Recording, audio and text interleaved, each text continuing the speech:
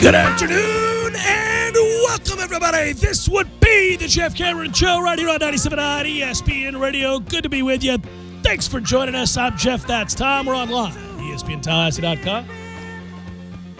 Go there to listen live via the streaming. Listen to the radio if you want. Go back, catch up on the podcast, presuming that it works. That's not a safe assumption. But we'll see if we can get it crack-a-lacking today. You can always email the show if you like, jcs@979espnradio.com. On Twitter, it's @JCameron Show. Hello, YouTubers.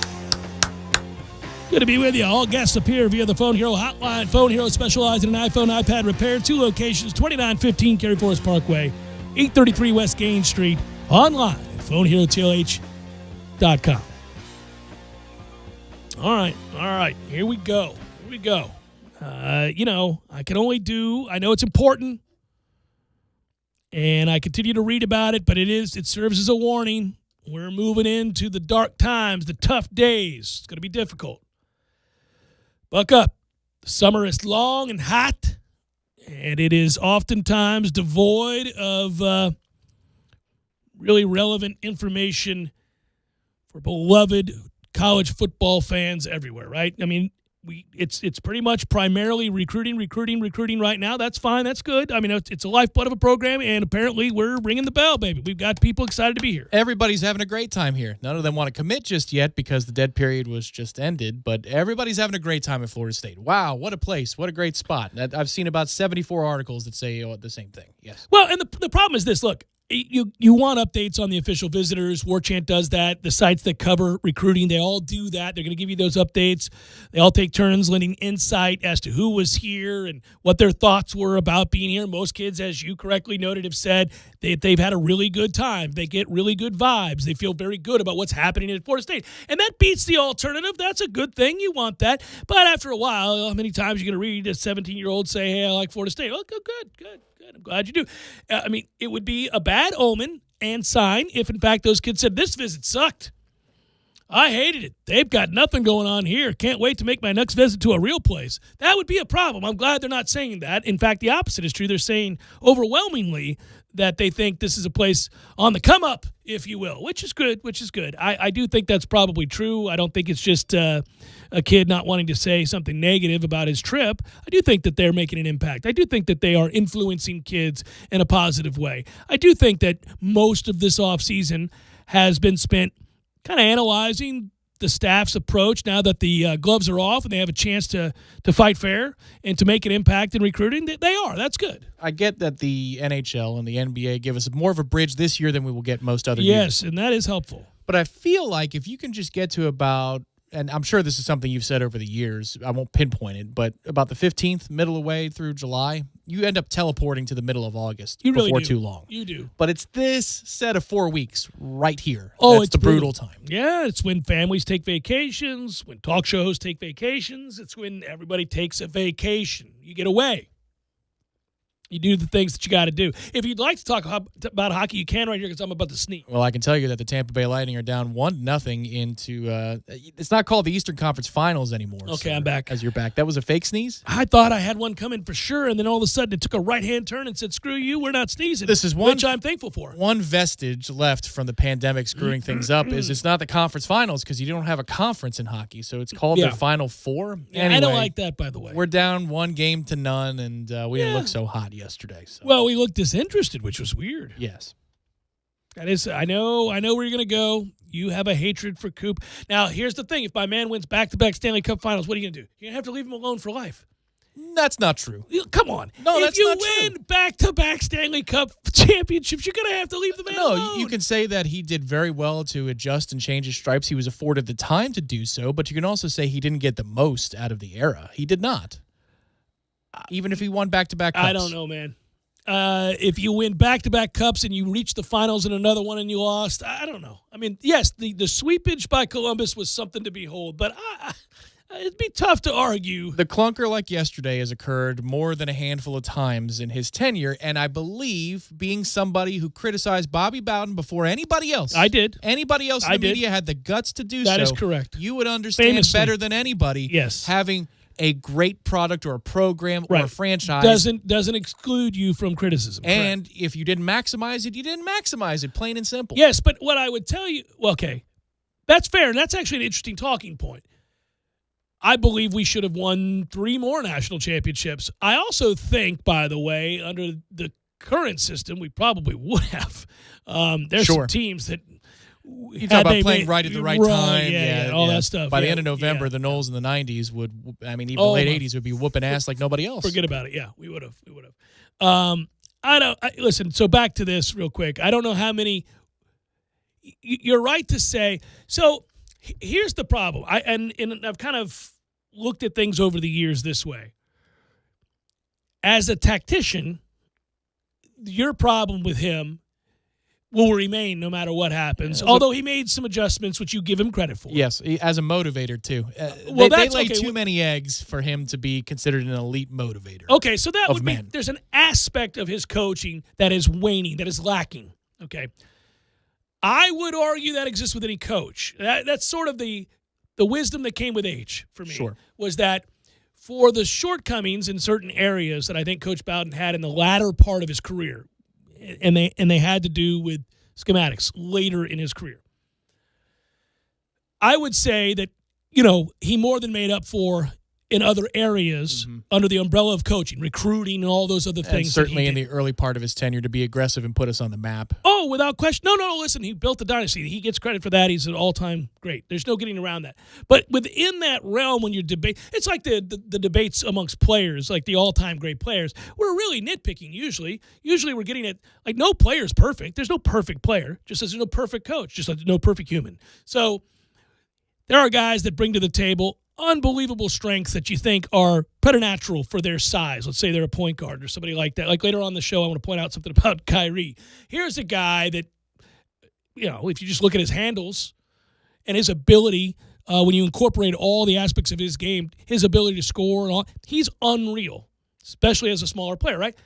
But is he a perfect player? No. There's a lot of things about him that people don't like playing with him. A lot of things they don't like. That's true of Michael and of LeBron and of Wilt. And, I don't know too many people that in his era criticized Bill Russell, but you get the point. There were aspects of everybody's game that you would say, well, this player was better at that than them. They're still all-time great. They're whatever they are. I think if Coop wins a second title, you're going to be able to say fairly, man, sometimes my man fails to motivate this group. But you would also then say he did win 2 Stanley Cups and took us to another. You wouldn't discount him as a great coach. You just say the areas in which he's lacking, he's very much lacking, and it pisses me off. Right. Yeah, I think it would be like an argument for it's not exactly the same, but Alex Ovechkin is going to go to the Hall of Fame. Sure. Another hockey example. Riveting on a Monday. But you would say rightfully so. He's a first ballot Hall of Famer. Right, without a problem. One of the greatest goal scorers, if not the greatest, if you adjust for era of all time. But he wasn't a two-way player for the entirety of his career. He had one postseason where he was a two-way player and he was a bat out of hell. Yeah. But the rest of his career, he's a near even or minus player, meaning he's on the ice for more goals given up than goals scored. And when you score 60 a year, that's really saying something. Right. I get that the power play washes it out, but the point being, he's an elite player, but the resume has lots of Swiss cheese holes in it. I think that will still remain for Coop. He needed to learn. You could make that argument in retrospect, maybe 10 years from now. And for Bowden, maybe if he had more chances early on in his career, like the college football playoff would afford, especially a 12-team system that's coming up soon. We'll see. Yeah. Maybe the man would have racked up 3 or 4 before 93 even occurred. Maybe he would have. But and certainly by the end of 99 or what was it, 2000 was the end of the 14 straight years? Was it 2000 or 2001? In that span of time, maybe he racked up 5. Who knows? But given that wasn't like that in those days, when 03-04 rolls around, you're already ringing the bell saying, guys. Well, we weren't always maximizing our potential in terms of talent. There were things that were waning, lacking with the coaching staff, and the head coach is responsible for that. That's why I began to ring the bell. I began to see that we were not getting the most out of the level of recruiting that we were bringing in. And the writing was on the wall. I mean, he was aging. There were things that were passing him by. I was noticing this. I was saying this at a time where you just don't dare say it. Yes, that's true. But then from there, obviously, I get a lot of things wrong. Got something right there. It did turn out that we began to fade. So it's a broken record with the hockey team, and again, this applies to just in general. You're talking about legacies, you're talking about the coach's acumen to motivate and all that kind of stuff. The quote yesterday is like a quote I've read 100 times in the last run that they've had 6 years or so. He said, "Our compete was there, our minds weren't there." Right. Your minds weren't in the building, and you're saying why? You're saying whose responsibility? Absolutely. Is that? Yeah, I think you could argue a veteran bunch like that should probably be able to self-motivate, but and lock in. I don't know why. Clearly not. Well, I know, but I'm saying that some of that onus can be back on the players. That's really weird. I mean, you're right. Read the room a little bit better, get a sense of why they're not locked in, and let's go. Let's get this figured out before you lose a game. That's ideal. I just think that sometimes you probably take it for granted when you have that many veterans that they're going to show up. Sometimes with that coach, it's like a hitter in baseball that will never, ever swing first pitch. It's like it doesn't always have to be 0-1, my man. The book's out on you. You're going to take a strike down the middle. Take that groove fastball and let her fly. It's okay to ambush the first pitch every once in a while. So you referenced something that is on the minds of many that would carry a conversation in the dead of summer, and that is the idea of the expanded playoffs and what it would look like. And not many people, since we were on the air for this at the time that it was announced, had really paid much attention to the idea of us going from 4 to 12.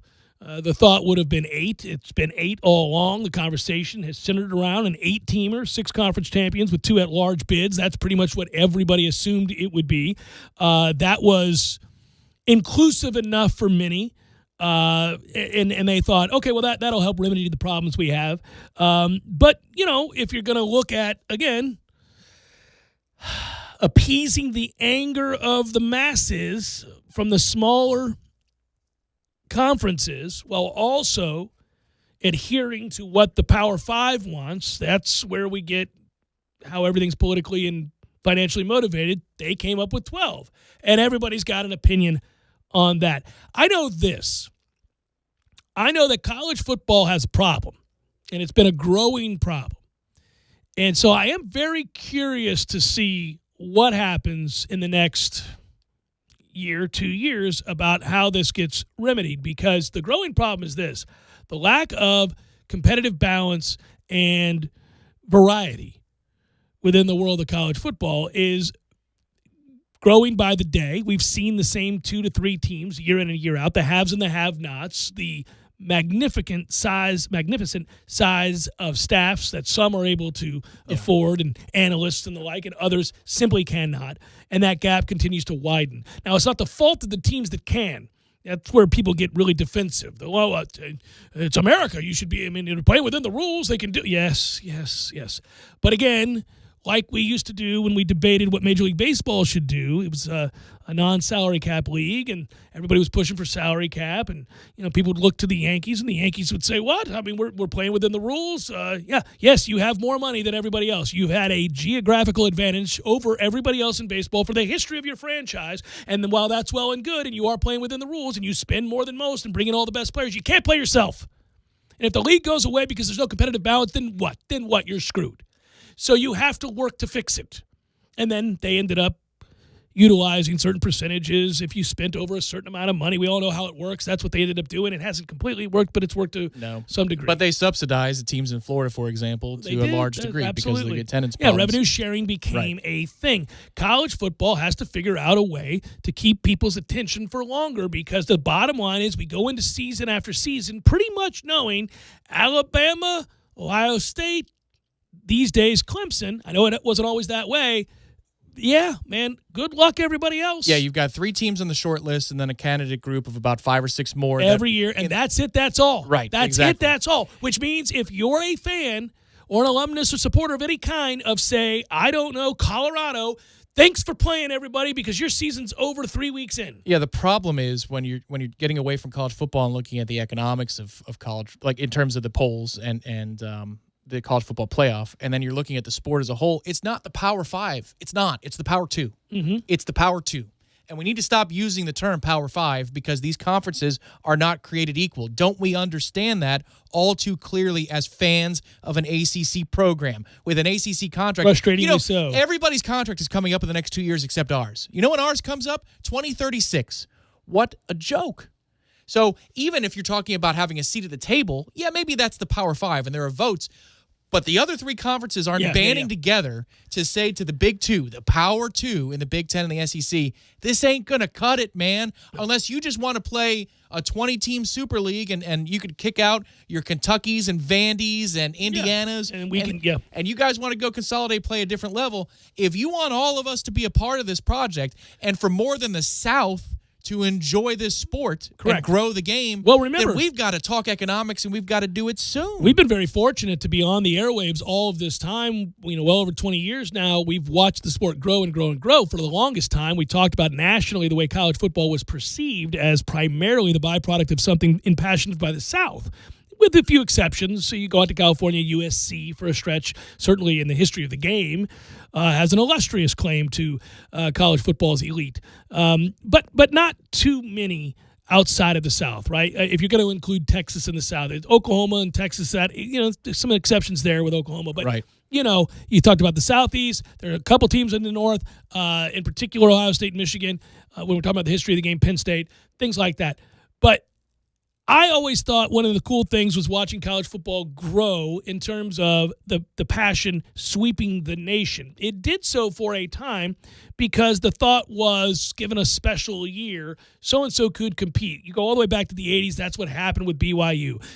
And it's the reference that is made all the time, like, well, 84 couldn't have happened now. No, it could not happen now. Either could Georgia Tech now. Either could Colorado now. Either could years in which teams like Virginia hung around and were in the conversation well into the last 2 weeks of the season. Yeah, that doesn't exist now, can't happen, right? So fewer and fewer teams have the possibility of making those runs to meaningful games late in a year where they could compete for a national title. And the more that continues to happen, and it's happened more and more over the last 10 years, when it's a foregone conclusion, growth ceases to exist, disinterest develops, and now your sport is lacking, and you've got to figure out a way to re-engage. And this is why you see people scrambling. Oh, my wife is a huge college football fan, loves it, multiple conferences, has roots in the Big Ten, went to work for an institution in the Big 12, is a Florida State grad 3 times over, loves it for different pockets Lots of the country. of reasons she loves it. She'll watch Golden Gophers football before PJ was there. I'm like, you're crazy. Why would you do that? Yeah. But cares about the game. This year, first time, and it wasn't just the pandemic. She goes, college football kind of sucks. Oh, well, this past year was a special sort of year. I know the ending. Mm-hmm. You do. You know, and that was unsolicited. She didn't listen to this show very much. No. She unsolicited, just a fan watching it and saying, you know what?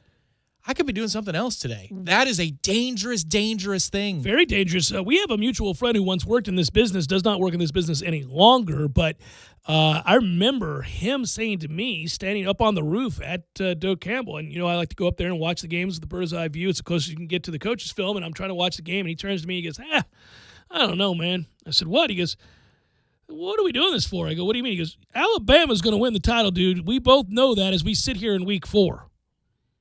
I said, maybe, and then I gave him an answer. He goes, you're going to name 3 teams, and that's it, that's all. Do you know how many teams are playing college football today? I was like, yeah. He goes, guess what? Guess who's going to be the odds-on favorite tomorrow and next year and the year after? And where is this going, Jeff? And we began to have this debate. And I said, well, right, and at some point, college football will be supremely penalized for not having a czar of college football and for not having sort of the separation of the Power 5 and everybody else who would like to still be playing meaningful games, playing for something, but can't afford to spend hundreds of millions of dollars on football. And that's where it gets scary because a 12-team playoff only serves to equitably distribute the money across all conferences. So it's not like we gain on the SEC. We just make more money. Yeah. We make more money, and so it's the same gap. Well, you're just hoping that the diminishing returns spill over and we end up, Unless you get more at-large bids, I'm assuming. Yeah. But good luck getting those because the SEC and the Big Ten are going to be in much better position long-term to benefit from the at-large play because they'll be able to hire better support staffs. So I understand that you can only have so many teams that win 10 games in any given conference or division, but which ones are better suited to grab the 6 at-large bids in a 12-team playoff over the next 20 years?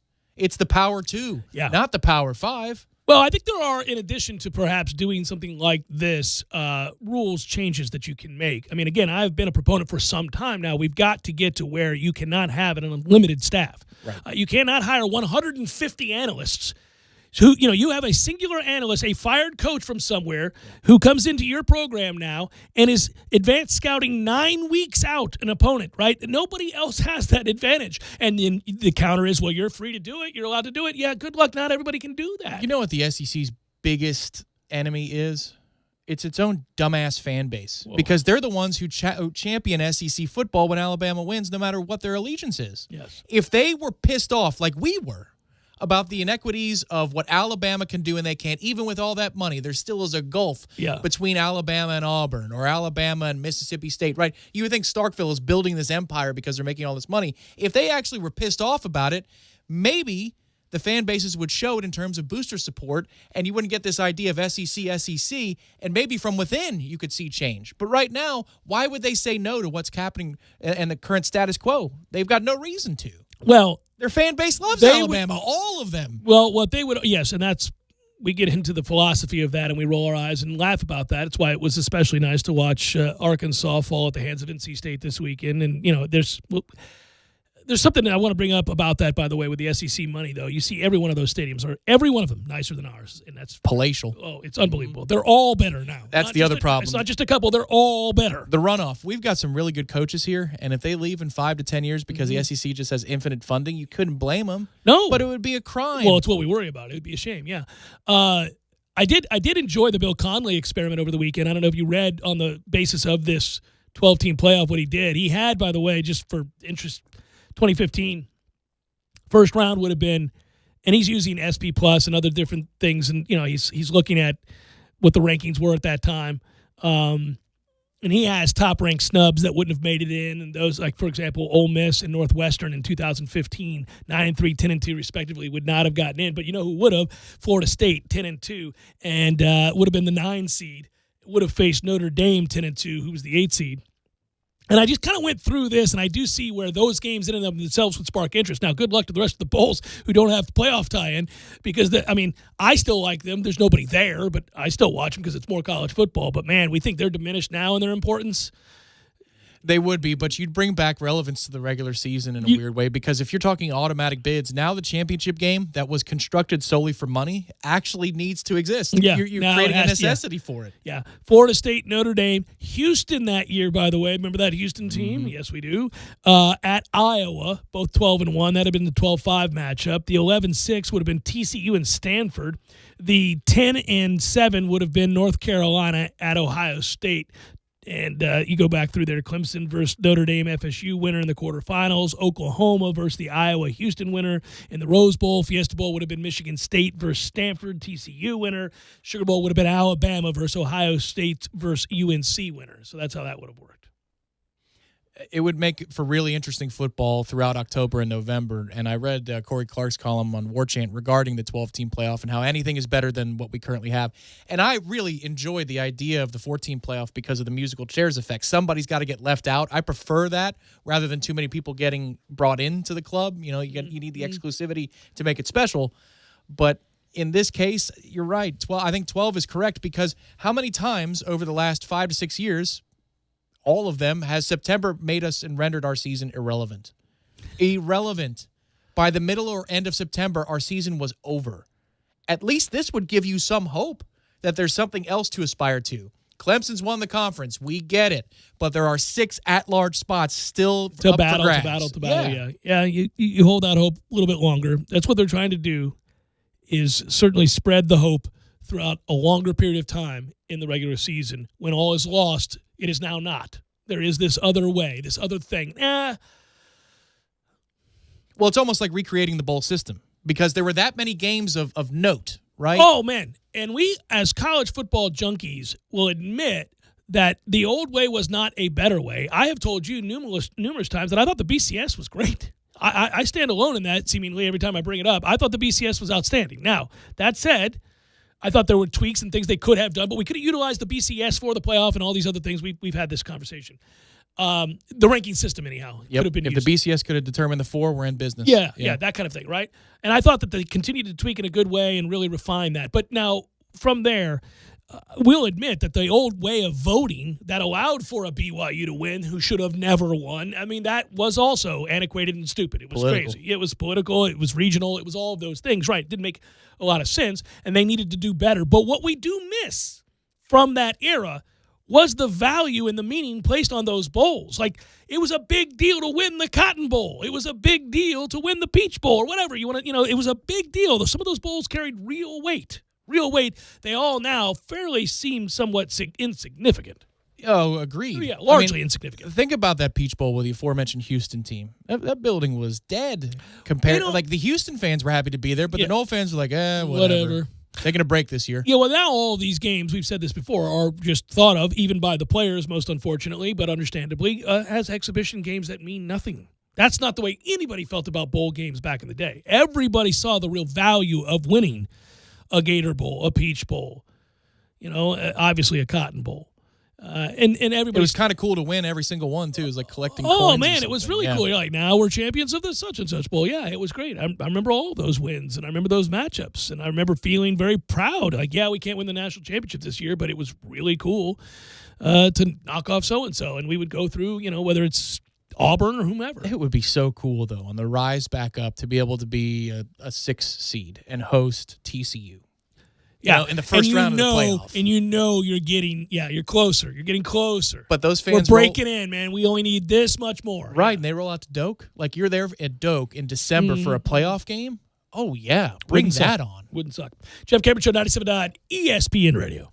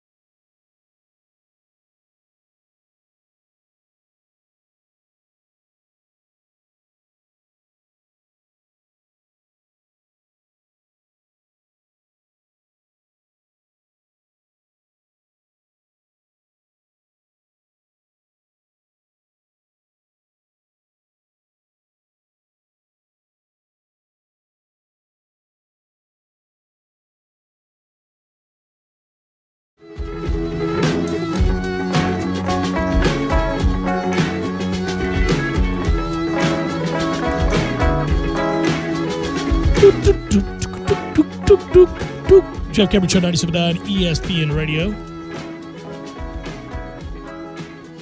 Well, I did take joy in watching Arkansas lose. I'm not going to lie. And I don't even have anything against Arkansas. But as we referenced a moment ago, the thing that stands out more than the baseball right now, because I'm a little depressed that we're not around for it, and I understand that any given year that can happen, as we see baseball is a cruel sport. Good teams lose all the time postseason, and especially one that's made up the way college baseball is, where it's, a couple bad days and the entirety of a season is gone. Good on you, NC State, for getting hot at the right time and doing what they've done. But I'm just glad another team as a 1 seed joined the club of those that have lost at home for the right to go to the College World Series.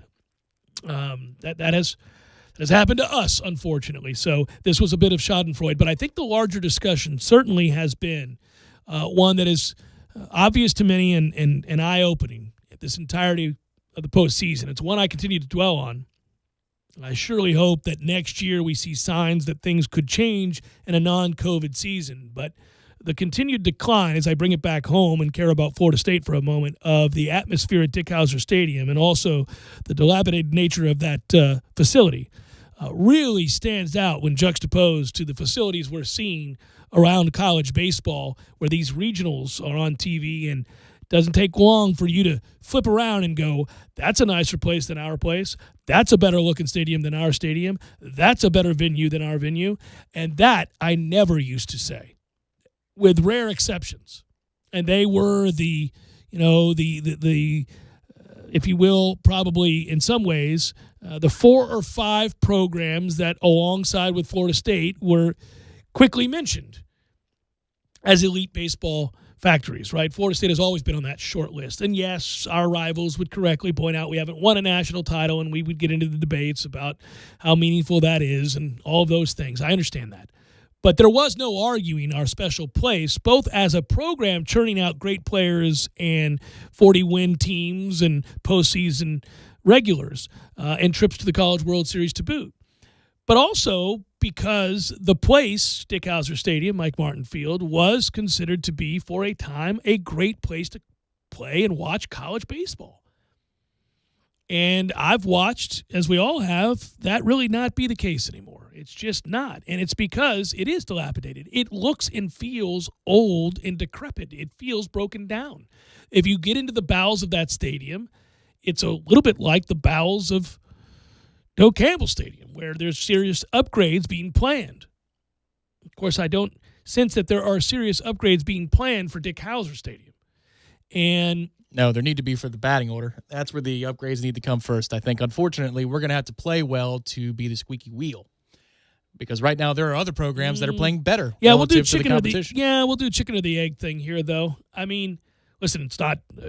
We went to the regional in Baton Rouge and watched as the Noles punched their ticket to the College World Series. So they're not far removed at all from playing a really good brand of baseball. And they are a team that at times played pretty good baseball this year. Obviously, not the ideal way for the season to end. Correctly noting that this was a lineup that was struggling, to say the least, to consistently hit the baseball. That is true, but I do think on the horizon, Florida State still has good players coming in.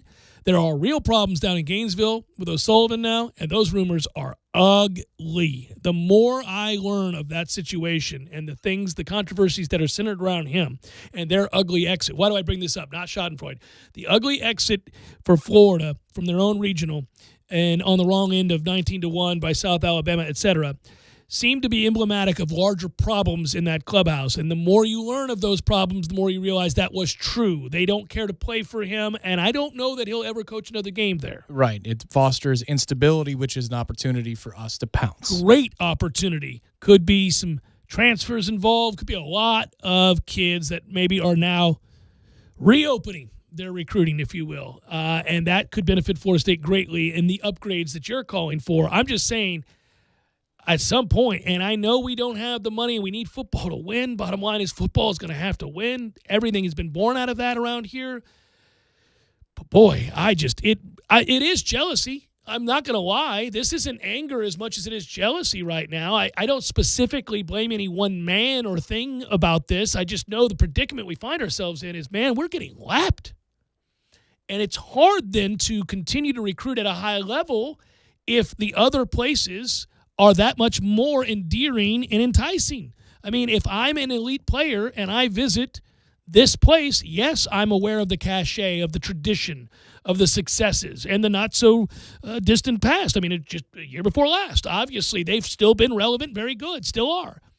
But I know that I go there and then I visit 6 other places, and the likelihood, if those places are really anywhere in the Southeast, their facility is better. Even within this conference, it's happened. We've watched the Virginias and others pass us by. And it's just like, oh my, it's almost one of those things where you wake up and you're old, or you wake up and you didn't pay attention to something and you need to fix it now, and it's going to cost you 3 times as much as it would have if you had just done it when you recognize the problem. As homeowners out there, you guys know what I'm talking about. You have these moments where you go, I really need to get to that. This thing's starting to break down. I need to fix that. But I could better spend that money here, here, and here. And then one day, because you didn't attend to this problem, you go outside and you go, holy moly, this is going to cost me $10,000. I should have just done this 3 years ago. It would have cost me $700. Now I got to tear it down and replace this whole thing. I feel like that's where we're at. Like, as homeowners looking at Dick Howser Stadium, like, this is a problem. Got to do this. Probably could create more revenue. Need to do something in the outfield. Got to do this, this, and this. Didn't do it. Didn't have the money. Again, not placing blame, whatever it might have been. And now all of a sudden you realize, oh, hell, we're the worst in the neighborhood. Everybody else seems to have made the upgrades to their facility or just built a new one, and now our house sucks. Yeah, but there's an elephant in the room here. There's disdain for that program where there's love for softball. You know what I mean? Like, so if you think about the way those two programs are perceived in the moment, and it doesn't matter that you or I believe that's unfair to the baseball program. It's the boosters that need to make a decision. It's the Knoll fans that need to make a decision to part with their money, and if they want to earmark it a certain way, they're going to. And then you talk about the big fund, which needs to build a football-only facility first. Oh, man, yeah. Then you've got a consistent excellence from the aforementioned softball program, soccer, track and field, basketball. I mean, basketball has found its way into the conversation under Leonard Hamilton in terms They're all of to be commended. Earmarked dollars from boosters. So, like, where does baseball fit in the hierarchy of priority dollars at this point? That's a tough conversation to have. Oh, they're in a bind. There's no doubt. I mean, we got to get there somehow, some way, but they are in a bind. Might be time for a couple car washes. I'm picturing like a scantily clad Mike Martin Jr. and staff out there. Hey, everybody! A sandstorm is blaring. Let's go. Car wash right here. Well, yeah, that was it was just an eye-opener over the weekend. It's not that I didn't know it. I've been talking about this for years, actually. I remember when I first said it, everybody was kind of taken aback when I'm like, man, we need to tear this thing down. I love that place. Love it. But I don't love it like I did. And it's not because of change or the product or whatever else. We've had plenty of really good baseball teams in the last 10 years. It's just that it's gotten old. It's rusty, and it's always wet. I brought this up on headlines. It's always wet. It's the most ridiculous thing in the world. That's true. There are puddles at all times. There's puddles at all times in that place. It is always wet. It's leaking for no reason. It's 105 degrees, dry outside. Hadn't rained in a month. You walk over to Hauser, there's puddles everywhere. What is going on here? That's true. When we went to watch practice, there they were. Soaking wet. Hadn't rained in a month. Hotter than Hades. I'm standing over there about to die. We're all dehydrated. There's a damn lake 5 feet to my left by the stairs for no reason. It's just omnipresent at Hauser, along with the cobwebs and the sorry fans, all that stuff. And I don't mean the fans that are cheering. I'm talking about the giant fans there that look, all of that. We got to do better. We got to do better. The fading paint. Oh. You may need to host another 3 or 4 bowling tournaments, maybe. Like we have the bowling tournaments for charity. You want me to say screw the kids at the Guardian ad litem and give to the baseball? That's why I said more bowling tournaments. More bowling tournaments. Yeah. Well, it is. It's on display nightly these days. Looking out the college baseball landscape. I know not everybody is all that passionate about it. It's amazing. There are successful programs that lack the passion They have better facilities, and their fans are not coming out. I'm not saying we're alone in that, but I am saying our facilities. Good Lord. Maybe you could put a video together, just an animation, put a cutout of meat over Miley Cyrus and the Wrecking Ball video, and At this point, he's swinging through the third base wall of Hauser Stadium like a wrecking ball. I could lead the charge. I'll hold on to that sucker. There you go. Yeah. Like a wrecking ball. I've been talking about it for a while now. I know it hadn't gotten any better. Call it the JCS initiative to get us a ballpark that backs right up into College Town, so you can have your pre and post game atmosphere. Damn it, man! What was on display during the spring game? What could be? Throw a baseball stadium right there. Holy moly. Then you begin to emulate what you're seeing at these places where it is a party. Yep. It's a can't miss. You could do concerts there. Oh, without question. Oh, yeah. Telling you. I need to be the head AE. I need to be the AE when I sell this thing to Xfinity. I'm going to take my cut and move to Hawaii. Why is it specifically them every time? They don't have the ACC network. Who cares? Well, they will real soon by the time that stadium ends after we get it built. We all roll on into Xfinity Stadium. It's going to be awesome. Are they going to have it for this season? As the cable provider for Florida State University, we walk into, as our continued relationship builds, Xfinity Stadium. Right. But make sure you pirate your Spectrum accounts. Make sure you can watch the games that are being played in that stadium. It's the Jeff Cameron Show, 97.9 ESPN Radio.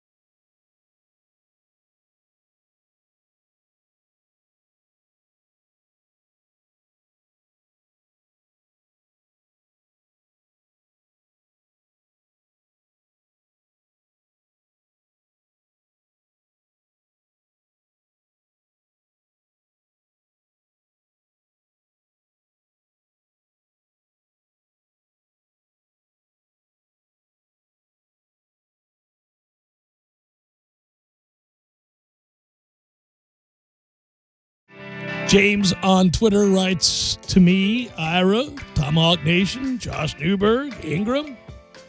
My man's locked in. Malik Henry drug problem, writes James. Allegedly. Well, he wrote that, but I'm just going to add allegedly there for you, James. Fields chose Georgia. Sam Howell flipped. Where would FSU be if one of these guys worked out for FSU? Shake my head, we're due. One of our quarterbacks is going to be better than expected. This had a better ending to the tweet than the beginning because it was not about him besmirching those other individuals as much as it is our misfortune. When he was listing it, I thought he was building lyrics for a Billy Joel "We Didn't Start the Fire" for the last 5 years. a little Noel version. Yeah, Noel version. Well, obviously, it would certainly help to have what we like to call a franchise quarterback.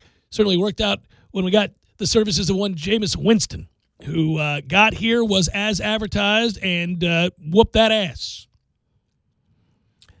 But we didn't. We haven't. They've all gone to Clemson as of late, seemingly. Everyone who is anybody goes to that damn place. Even with a buffoon of a coach, they still go. And it is something to behold and frustrating. And, yes, we're going to have to cash in our chips. Now, I do think Mackenzie Milton is going to be a big upgrade for us this year as a passer.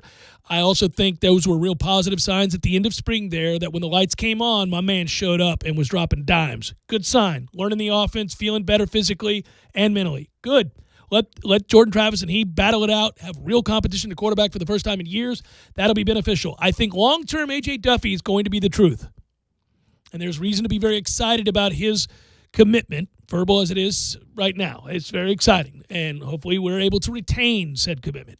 That would be ideal because the insiders that I talk to say yes, yes, and yes. Checks the boxes. Can play. Really play. So, okay. And these are the sort of going to tell you what you want to hear kind of guys. They're going to give you the straight dope. They're going to tell you, oh, this is a guy that could play at those other schools that are currently atop the world of college football, so you got a good one. I feel good in general about this team as long as they don't get injured at a couple particular positions because we don't have the depth, but I think the front line of what we bring to the table is very much between 6 to 8 wins. It just depends on how the ball bounces, turnover luck, situational management. Injury Do we luck have is a the crappy biggest one. kicker? Do they have a crappy kicker? Yeah. Things like that. But I think this team is capable of doing that because I believe in this offensive coaching staff. We'll see what the defensive staff looks like. But they already were more physical and instinctive in the spring game. They were, man, and I just know that our fan base and our audience is tired of hearing about spring games and potential, but that's the way of the world, man. When you don't have the actual wins to hold on to or the track record to fall back on, then this is what you have to do. You have to have hope that what you see, the little positive signs here and there, everything from organization to tenacity to a physicality and an aggressive downhill style play in a spring game, these are the kinds of things that you do have to fall back on. Oh, we loved the spring game. Jimbo's first year. Remember, he was on the field. We're like, wow, look at this. This looks organized, ready to go. And then when Jameis, of course, played, everybody loved the spring game then. It can tell you something sometimes. It certainly did on the first play with a walk-on receiver. Correct. It could also tell you that Andy Staples is a cheater. It doesn't matter. I had a great time, man. And I learned a lot. I learned something about integrity and those that have it and those that don't. Ira Schoffel, WarChant.com, going to join us next.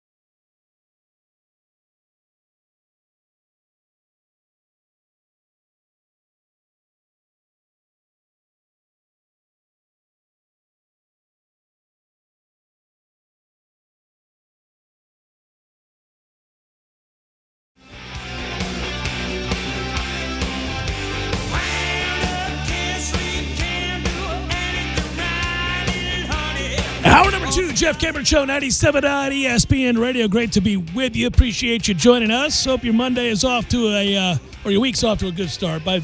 Monday's winding down now. Hell, you're just getting started on Monday at 4. Your name's Corey Clark.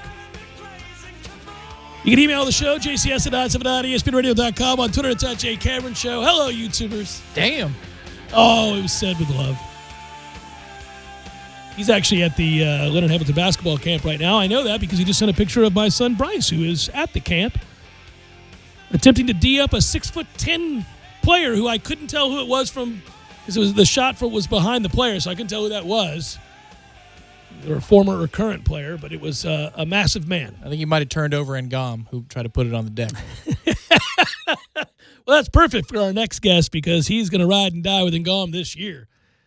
That's my man, Ira Schoffel of WarChant.com fame. Hello, Ira. How are you, brother? I'm good, Jeff. How you doing, man? I'm good, buddy. I think Tom seems to think that Bryce was just guarding Ngom over at the Leonard Hamilton basketball camp. So I'll have to find out if he fared well or got dunked on. My guess is I'll give Ngom credit. He's going to dunk on my son. I don't think Bryce is getting a stop there. I think that's a safe bet. I think so. 7 feet versus 5'10". Okay.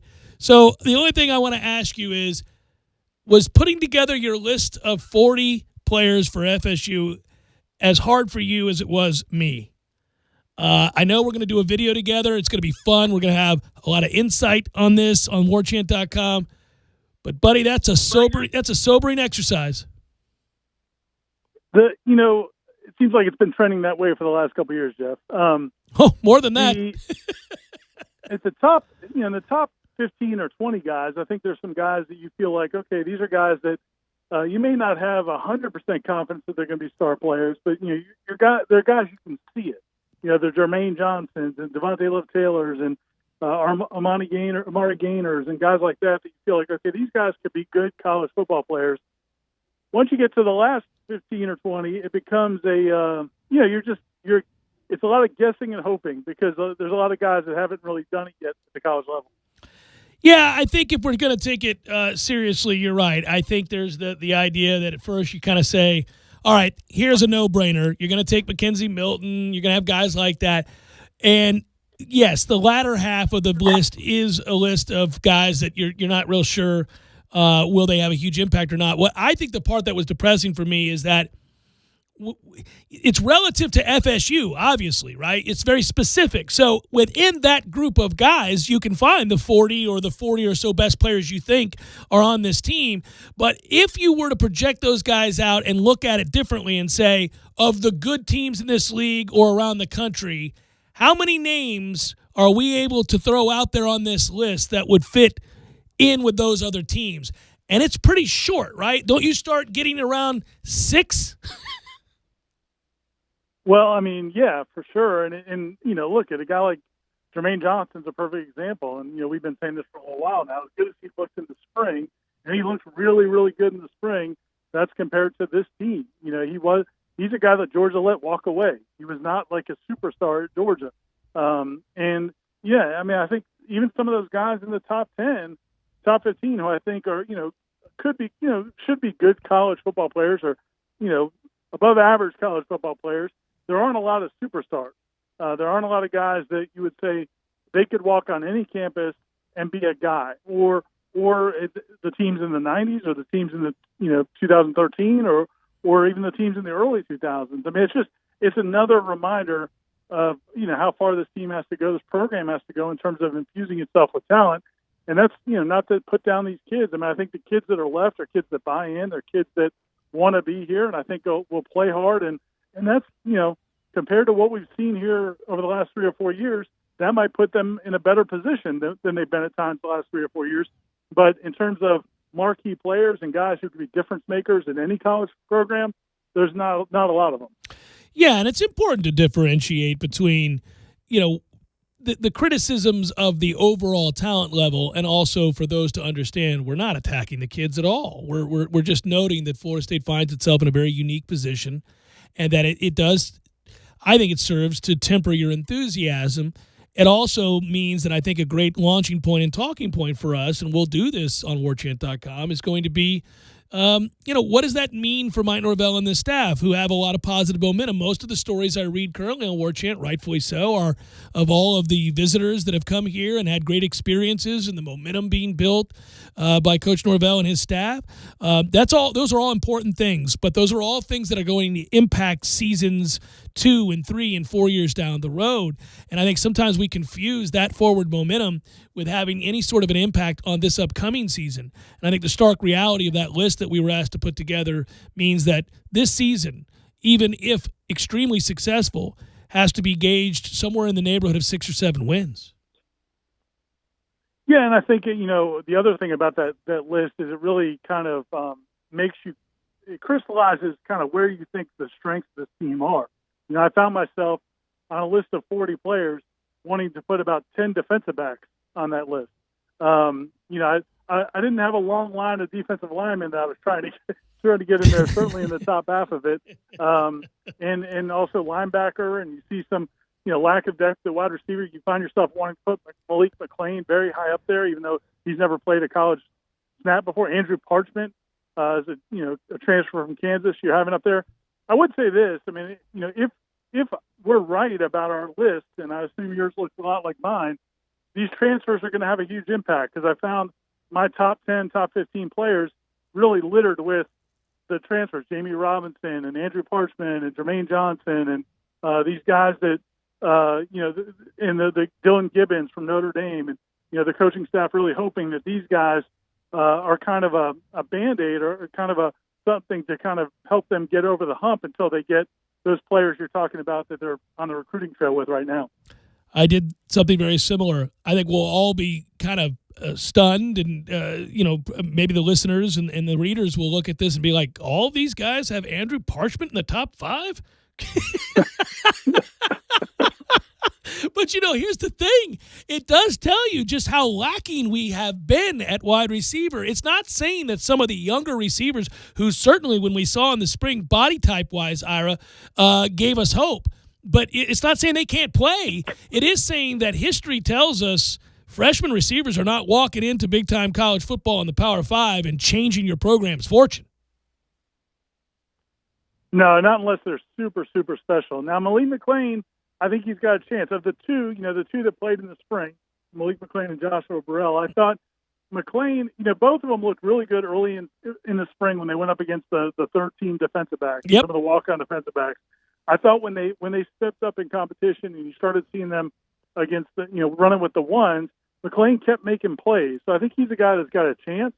But yeah, you're right. I mean, you don't want to go into a season at this level of football hoping that a true freshman is going to be a guy that catches 40 or 50 balls. It just doesn't happen very often. And if it does, it's probably because, you don't have whole lot else. And, that's a position where they need some veterans to step up. Keyshawn Helton, now is 2 years removed from that injury. This is a big year for him. Ontario Wilson's been in the program now 4 or 5 years. I mean, he's going to make some plays. They've got some guys. If the quarterback play is better and they get the ball to the open guy, these receivers have to step up because, I do think Andrew Parsons is going to be a nice player, but it can't be just one guy. They need a lot of these wide receivers to step up for them to have a chance. Yeah, I blame Tom. He's been big on Jordan Young for 3-4 years now, and that kid's been as effective as I am. So we're gonna have to find a way to get him moving here. Tom's probably put undue pressure on him. He feels overwhelmed by it because I didn't put him on my list. There'll be no expectations this year. He may bounce back. Tom's not alone, buddy. I know you give him a hard time, but yeah, we all did. We saw him a couple times in camp and in Springs under Willie's staff and thought, okay, this guy's got a real chance, and it just has never materialized in gains. And this past season was I jumped off the bandwagon, buddy. If this is a big year, big fall for Jordan Young. If he comes through this fall, he can rub it in my face because I jumped off the bandwagon. I'm really relieved, by the way, to find out that you did what I did, and that is I think of my top 40, I think 25 players are currently residing in our defensive backfield. I swear to God, I'm like Akeem Dent, Miko Dotson, Jerry Jones, Brendan Gant, Travis J, Jarvis Brownlee, Jamie Robinson, Renardo Green, Sidney Williams, Kevin Knowles. I swear to God, they're all in there, baby. Yeah, I got to where I was like, the Hunter Washington kid, it was really highly touted coming out of high school. He's a 4-star recruit. I was like, I got to get him in there. I'm dropping off another offensive lineman. Well, my problem was I did that, and basically I said, well, I have to do that because I don't think I have, other than Amari Gaynor, Stephen Dix Jr., we're running out of linebackers in a hurry on this list. Yeah, It's I went painful. with there was one day in the spring, towards the end of the spring, where Adam Fuller went heavy and hard on Kalen DeLoach. Said he had a great spring after Emmett Rice got hurt, really stepped up, and so that alone, that soundbite got Kalen DeLoach on my top 40. That tells you something right there. You just felt guilty for having two linebackers on your list. So you're like, well, there was that one day where Coach said something nice about DeLoach. I'll throw him in there. It hurts, man. Really hurts. Well, other than that, I won't dwell on it too much. I just look forward to us doing that video soon and having this larger conversation because I think it's a launching point for kind of it sets the tone for the offseason about expectations within a starving fan base. And I see all this positive momentum in the realm of recruiting, and I think it's great. And you guys have done a great job reporting on this at warchant.com. But it can only take you so far. It gets you maybe to July. There's a lot of hope there, spring and eternal, but it does not change the fortune of this season. I do know soon enough we'll all be up there in Charlotte, and we'll have a chance to interview players and do all of that. That'll be great. That'll almost signify that the time is nigh. But right now, it's that list was a sobering reminder. I'll talk to you soon, brother. Thanks, FC, man. Yeah, take care. Ira Schoffel, warchant.com. Yeah, he did that with DeLoach. I did it with Lundy. Old DJ Lundy made it back on the list, huh? Okay. Got to put somebody in there in that segment group. I mean, not high. But do you? Well, that holds a special place in my heart in terms of frustration and anguish and frustration and consternation. Florida State has had forever and a day a ton of linebackers that I just loved. In my earliest days, I loved a lot of Florida State linebackers, even guys that wouldn't sit on the pantheon of great Florida State linebackers that came through here. A lot of them went on to the NFL and had careers. Like a Tommy Polley would not fit on the all-time great list of linebackers here. He had a nice NFL career. Tommy Polley was a decent player. We've had guys like that. So there was always a player or two within that segment group that I'm like, I like watching him play football. Buster Davis, I like watching him play football. He's not going to go on to be a great NFL player, but I like that guy. He's an impact player on Saturdays. And then, of course, we've had the all-time elites, Marvin Jones being my very favorite, but obviously we can go on for days. Derek Brooks, Sam Cowart, go on and on and on. But it's when you look at that group, you're just like, well, sweet Jesus. I mean, I'm holding out hope that Amari Gaynor emerges as something, but the truth is, no matter how much he looks like he should be a great player, he's yet to really do anything great. He hasn't given you a sign that he's going to emerge at that position to where he dominates games and dictates terms, and that offenses are going to have to account for him. If anything, I worry about him being taken advantage of in coverage. Did you consider putting Devontae Love-Taylor number 1 overall? No, because I put Mackenzie Milton number 1 overall, but I did look at Devontae Love-Taylor as I know he's in my top 5. I think you can make a really strong case for him being picked over one of the quarterbacks because there are at least multiple solutions at that particular position. If you lose DLT, that O-line isn't terrible like it was 4 years But ago it ain't or 3 good. years ago, but it's a lot worse. It's a lot worse. No, it's definitely a lot worse, and I understand what you're saying. He is in my top. I think he's in my top 4. But what I will tell you is, again, we have not had good quarterback play. And a good quarterback who gets you in and out of bad plays, who recognizes pre-snap what he's seen, can process information quickly, and if he has to live to fight another day, goes an awful long way in improving your offensive line.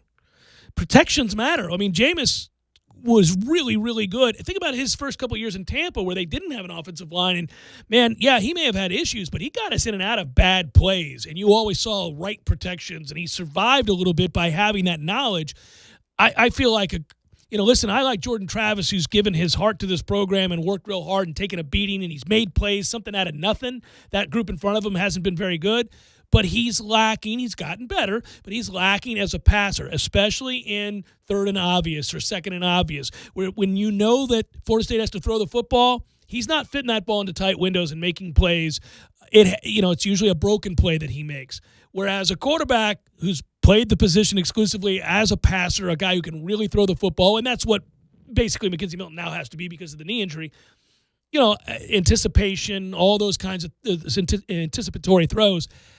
I feel like that serves us very well, and it also helps to mitigate the weakness of the offensive line. I don't think there's a wrong answer there. I think that it increases the chances of Mackenzie Milton not making it through the season if Devontae Love-Taylor's not there, because also when it comes to the group of 5 up front, he's the one that calms them down. Remember the quotes last year? He's the one who calms us down if we panic. No, he's been a big addition. And he's the one who calls out the checks from it's not the center. It's him. I mean, okay, well, that's critical. He needs to be in a hyperbaric chamber between now and kickoff against Notre Dame. Well, I think you're broaching a larger subject here, which is best laid plans. Yeah, attrition. All go to waste if they lose anybody in this starting group. Like, I don't want to overstate things, but if they begin to lose offensive linemen and you're having to really rely on Brady Scott and Zane Herring and you don't have to read their you don't have to. You know what I read mean? their names. Yes. Like, this becomes a real problem. Mm-hmm. If you go 8 or 9 deep on your depth chart, if you have to go and reach into that bag for the 8th or 9th best offensive lineman, seventh offensive lineman. I think you've got maybe don't you worry. sixth. There's maybe still a sixth mystical tackle out there somewhere that we're going to bring in. We're going to find him. Somebody. I hope so. Pay him handsomely. Get him here. Let's go. The mystery recruit. Well, I mean, and then I also think, look, it doesn't take much for you to have that same feeling of despair when you look at tight end.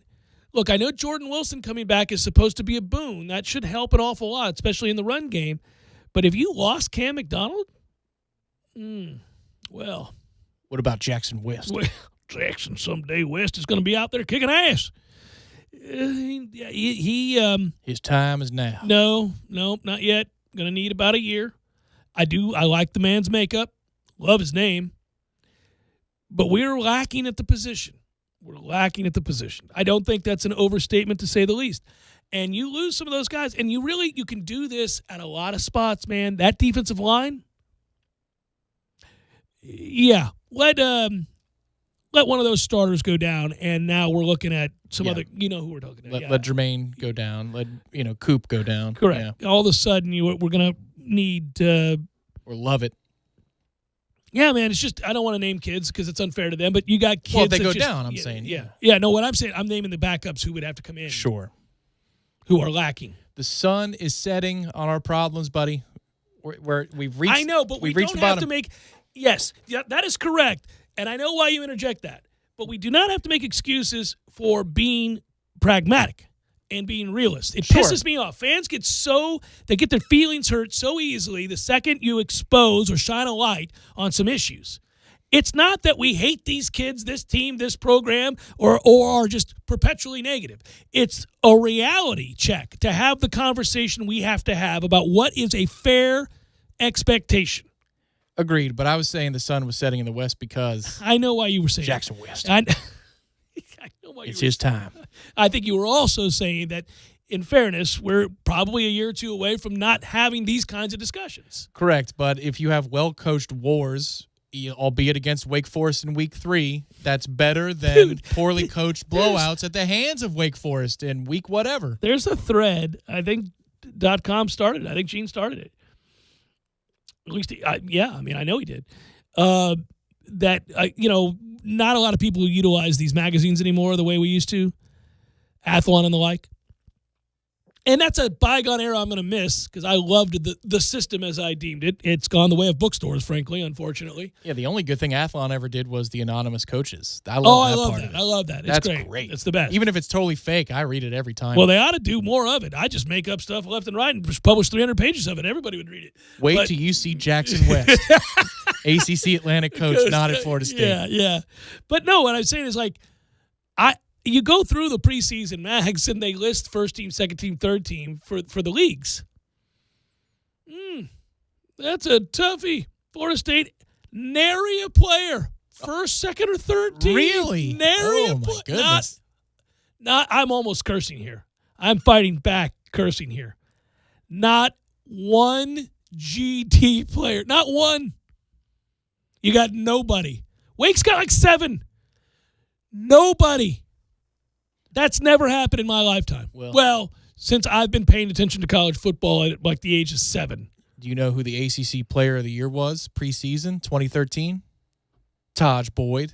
Yeah, so. Get you some of that. That's right. Oh, well, certainly somebody will emerge. I mean, I'm going to argue that if Jermaine Johnson stays healthy, he'll make one of the 3 teams, first, second, or third team in the ACC. I'm going to argue that if Mackenzie Milton can remain upright and stay healthy, he'll make first, second, or third team. I think there are some guys who could emerge in that realm. Toafili? Oh, yes. Well, again, that line is, we need some of that 2013 health. Who's the third best tight end in the ACC? I think it's Jackson West. It better be Cam McDonald.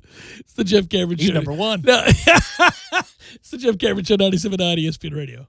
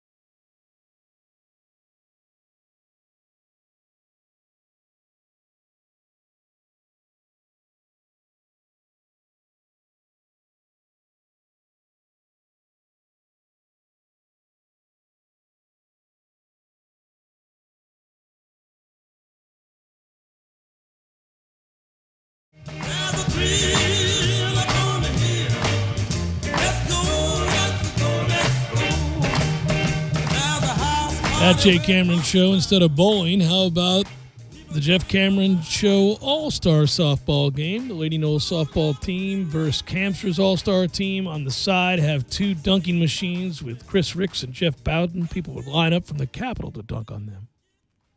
By the way, quick correction here, Christopher. We do not refer to them as the Lady Knowles softball team. We just refer to them as the softball team. And what I would say about the latter part of that tweet is, I've moved on. We've moved on. We've buried the hatchet. We've moved on. Have you buried the hatchet, or you just put the hatchet on the table?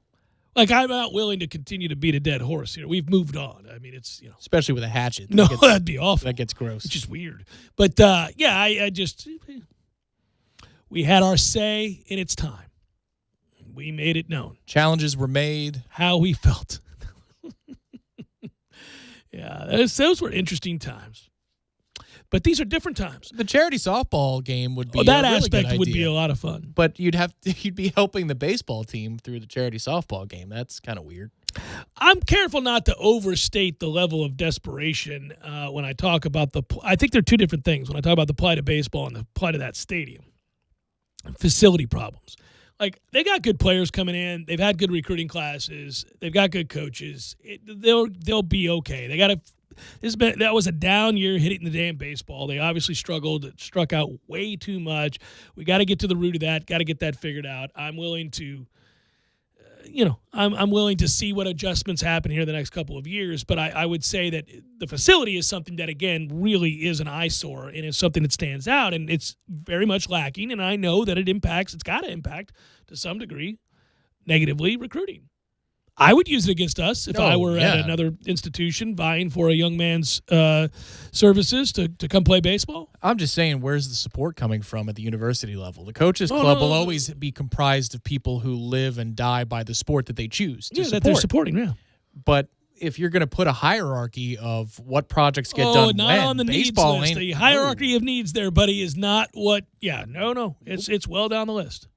I would argue softball might be higher on the list, and they're doing extensions and expansions to that stadium. Right. No, I think they're humming right now. That stadium is not, I don't think, in dire straits. I'm just talking about hearts and minds. I think people are more apt to part with their dollar for the softball program than the baseball program right now. Right or wrong, that's the way I think a lot of Knowles feel. That was a lovable team, and Coach Alameda and her staff have done an amazing job. And that program ought not be pitted against another within our program. Sure. There's no doubt. The reality is that sport is on the come up big time amongst Florida State faithful. So is the sport relative to college baseball. I think so too, without question. That sport has come an awful long way in my lifetime of covering sports. I'm proud to talk about that and to talk about my changing attitudes towards it over the last 5 years.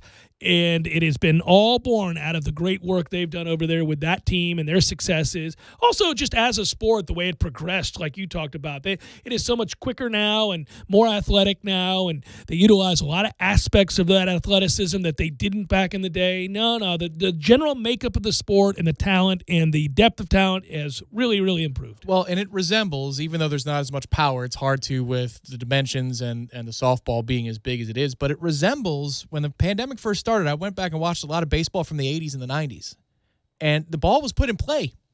Hit and run was an era of baseball. It happened, yes. In that sense, Cardinals won a World Series doing it. It resembles baseball in the 80s more than college baseball does currently, more than Major League Baseball does currently, because at least the ball is put in play. It's not the same, but I'm talking about action moments. Softball is closer to the baseball that I grew up watching. Major League Baseball is about to really come crashing down on this thing. I'm excited. Yes. They're not fooling around. Small sample size, but have you seen the impact within 10 days of even talking about it? Yes. Yeah. I'm watching the spin rate go way down. Buster Olney put out a number, and it was April 1 through, I think, the end of May. And then June, line of delineation, maybe it was June 3rd, whatever. But with a week to 10 days worth of data, you're already seeing batting average go up 10 points and slugging percentage go up, I think, between 15 and 20 points. On base is about the same. So literally you're talking about bat on ball leading to more hits.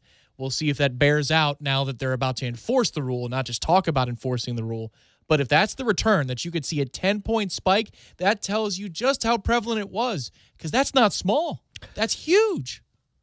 It's massive. And baseball, again, out of desperation, watching the very things we're describing here, the frustration of not seeing a ball put in play, the true outcome era, all of these larger talking points that have been building to this moment, recognize, what do? We have to save our sport. We're losing viewers. We're losing today's youth who don't want to play the game because they perceive it as boring.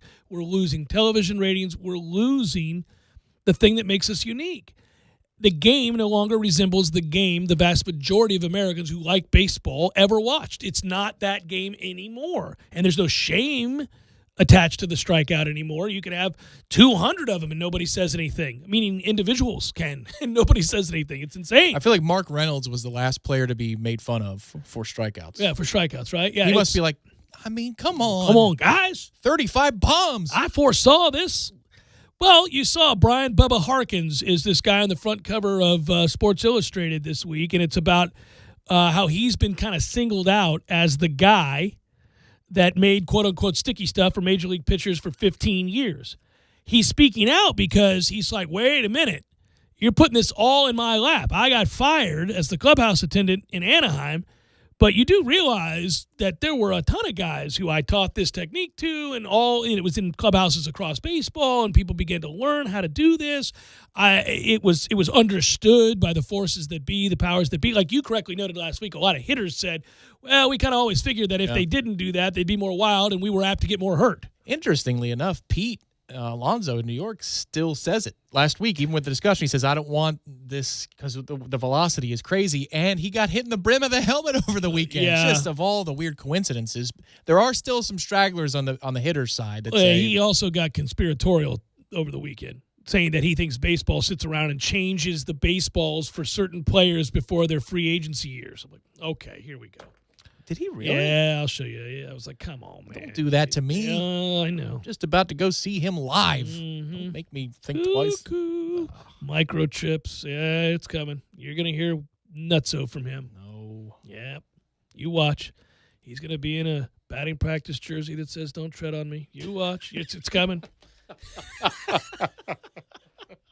I think we should have called Tebow up. Pete Alonso. Yeah, it's coming, man. I'm telling you. At least, get ready to be disappointed. At least DeGrom's spin rate has not reduced. That tells you that dude hits 102 for some God-given reason, some genetic reason, because he's just superior. He works hard. It's not the sticky stuff. No, yeah. He's found the right spot on the track, man, and he says, this is it. Yeah, but hasn't he also had Tommy John? Back a long time ago. Right, he did a long time ago, yeah. But so you would think he would have hit 100 by now. It's almost a foregone conclusion that all these guys have to have it. The earlier, the better, right? Yeah, man, I'm very curious to see how much this impacts the game. And this is such a simple solution. And if it works, my goodness, how quickly you could turn the view, I guess the way people view the game, you could turn it on a dime. Ban the shift, and we are home. And you've got yourself action all over again, because even if a guy tops a baseball but he hits it and he pulls it, it's got a real good chance of getting to the outfield because you're swinging so damn hard. Well, I'm gonna say this. Let's just see how this goes. If you're having that kind of dramatic increase in contact and increase in slugging percentage, you may not have to ban the shift. You may just be that let the strategy be the strategy. I mean, that was a forward-thinking, modern analytics embraced sort of movement in baseball that could, it shows that changes can be made by front office staff who are looking at larger numbers than just batting average, et cetera, and they change the way they go about defending certain players. And then now let's see if the game adjusts. If in fact you can still make hard contact again, well, then, obviously shift be damned, just fire away. That helps matters. But I'm sure the 2-3 zone was thought to be some kind of groundbreaking thing, and the NBA was like, no, we're not about that life. Yeah, but then eventually they went back to you didn't have to play only man-to-man. Then they went back to it again. They've wrestled with that through the years back and forth. There were times that they've embraced the zone again. Look, people can score over the damn zone. Everybody can shoot in the NBA. In fact, that's a problem. We talk about problems in every sport. 3-point shooting in basketball it's gotten old. It's crazy. People can pull up from half court and hit on the regular. We've never seen an era like this. The 3-point line needs to look like the arc from McDonald's. We really have not seen an era that looks like this. It's amazing. Look, the playoffs have been good. I've enjoyed this playoffs in the NBA run. It has served to kind of capture some of my interest. I'm glad you have. I still haven't flipped the switch yet. Well, the Lightning is still viable and running for, a second straight Stanley Cup. I get that's going to collect your attention. We've been talking a lot about postseason baseball and softball. We haven't been that far removed where relevant football conversations were happening. But soon, I think Olympic trials. And, I could. Hey, it's U.S. Open week, too. And I'm going to bring up the fact tomorrow on the show that it's U.S. Open week. It's weird. It's like it happened so soon after the PGA that I think people are kind of like, This is the way it's going to be for the rest of the time. I'm excited about the U.S. Open here. You starting Rahm in your lineup? You got to. He's won there, right? So it's a weird deal on the heels of what happened where he would have gotten more time in on the course than he's going to get. But because he has one there, that's certainly he's on my short list. We'll see how the draft goes. I've got my draft this week. So there was a posting today of the final round of the 08 U.S. Open. You were watching it with Eric Llewellyn, as I recall. I was watching that with Eric Llewellyn in Omaha, Nebraska. Yeah. Okay. And Tiger shot a fourth round, final round 73. That's 2 over par. Rocco Mediate, who was his playoff combatant the next day, they still had the 18-hole format, shot 71. Heath Slocum shot a final round 65 to creep up into, I think it was the top 8 and make himself $100,000. But a Heath Slocum from the top rope on an impossible day where you're seeing 73, 75, 71. Lee Westwood shot a 2 over 73. Heath's like, get you some of this 65, It's a boys. 65 for that ass on Torrey on a Sunday. There's a lot of fun in going back watching these old tournaments because you're reminded of how freaking hard golf is. How many guys whose names used to be a regular in your youth, right? You saw so-and-so. It's like when I watch these old tennis tournaments and I see Johan Kriek. I'm like, man, I used to love me some Johan Kriek. Never won a damn thing, but old Johan could make a semis. He'd hang in there and make a semis, And so, I would watch, when you're in love with a sport, you'll watch guys like that, and you get to know all of them. Heath Slocum is a good one. You're like, look at Heath Slocum. Forgot about you, Heath. He used to have a little something to you. Did you know I shot a final round 65? Heath is at a bar somewhere near you saying those exact words. This week. Oh. He's at the bar every Hey, let's night watch this round. This is where I shot a 65. Did you win, Heath? No, but I did have the low on the day in the 08 Open. Miguel Angel had a 66 on Saturday, but me on Sunday, 65, baby. Odds-on favorite for the 2020 U.S. Open since you broached the subject. Justin Thomas, 22-1. Dustin Johnson, 16-1. Dustin Johnson found form. Rory McIlroy, 20-1. No chance. Jordan Spieth, 20-1. Bryson DeChambeau, 18-1. Brooks, 18-1. That's interesting. I don't know. You got to play him. He's gone 1-1-2 the last 3 U.S. Opens. Well, I'm not talking about Brooks. Yeah, you're going to play him because he rises up in these moments, even though he missed the cut last week. He's not playing that tournament to win the tournament. Of course, he'd like to make the cut, but I was a sucker last week. I took Lucas Glover in my DraftKings. You listening to DraftKings? I took Lucas Glover, 41 years old, hadn't done a damn thing in forever since he won the U.S. Open. You forgot that, didn't you? Yeah, Lucas Glover. It's forgettable. That's why. Lucas Glover was the only guy who apparently has ever played the course there in South Carolina. He was a guy who played it all the time. He was all the rage. Everybody's like, well, Lucas has got experience on the course. Take him. And that a-hole shot a 78 to start the day, and I threw my pin across the room because I took him. I should have trusted my instincts. My instincts said to me, loud and clear, yelling at me as I was looking at the name about to select it. That a South African would win. Well, they said, don't take Lucas Glover, Jeff. The voices. Don't take Lucas Glover. You know damn well Lucas Glover's not going to do anything. Don't take Lucas Glover. And I went, oh, screw you, voices. I'm taking Lucas Glover. He's got course knowledge. Sorry ass. Voices went, see? There's a reason he hasn't done anything in forever. It's time to double down on Lucas Glover this week. No chance whatsoever.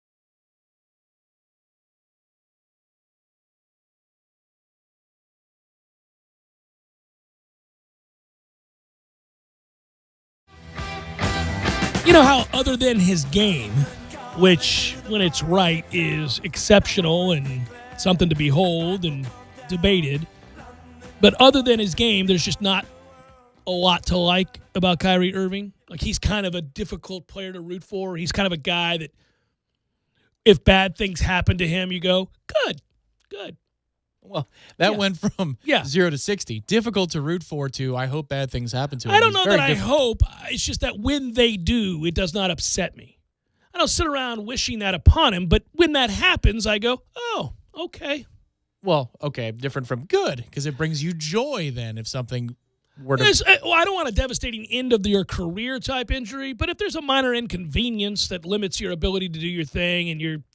If he's been waiting on his food from Uber Eats for an extra 90 minutes... that warms the heart. Yeah, good. You wait. You continue to wait. The earth is so big and flat, Kyrie. It takes forever to get from place to place. So there's guys like that who you acknowledge full on. The game is sick. I mean, he is a freak of nature, especially for a small player. He is unreal. But he's just not eminently likable, as I like to say. And I think I found his equivalent in the NFL. And he made an appearance because he did something stupid again. But I think he's rather impossible. And at one time, he was a special player. I think it had perhaps more to do with the system, and maybe he was at the height of his powers, and now he's certainly not that, which does not hurt my feelings. And I'm sure he, as he's voiced numerous times, isn't very concerned what I think or anybody else thinks for that matter, much like Kyrie. Doesn't have real concern for what anybody else thinks about anything in the world at all.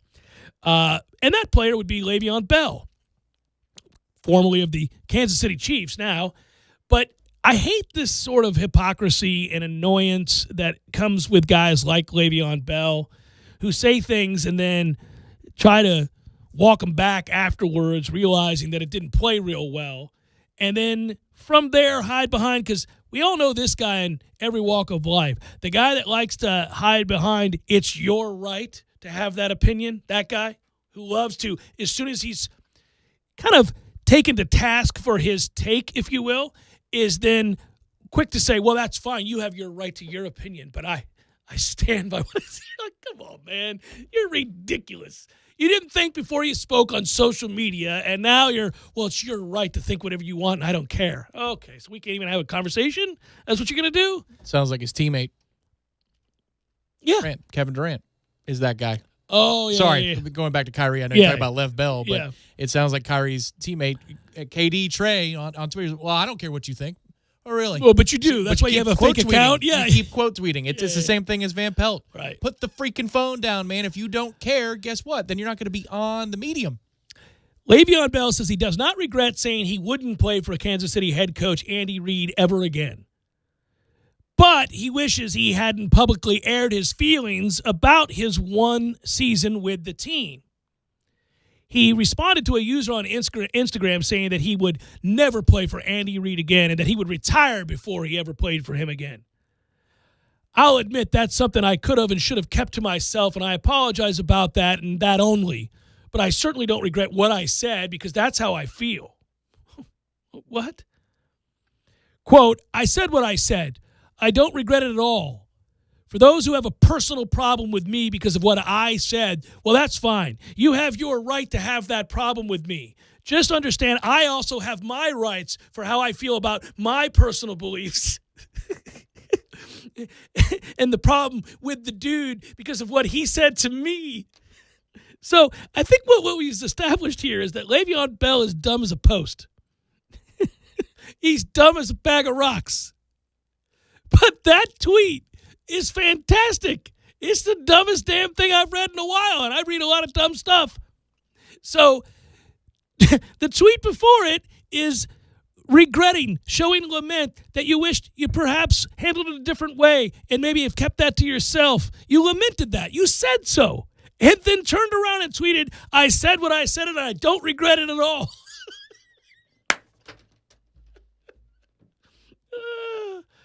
Oh, he's rich.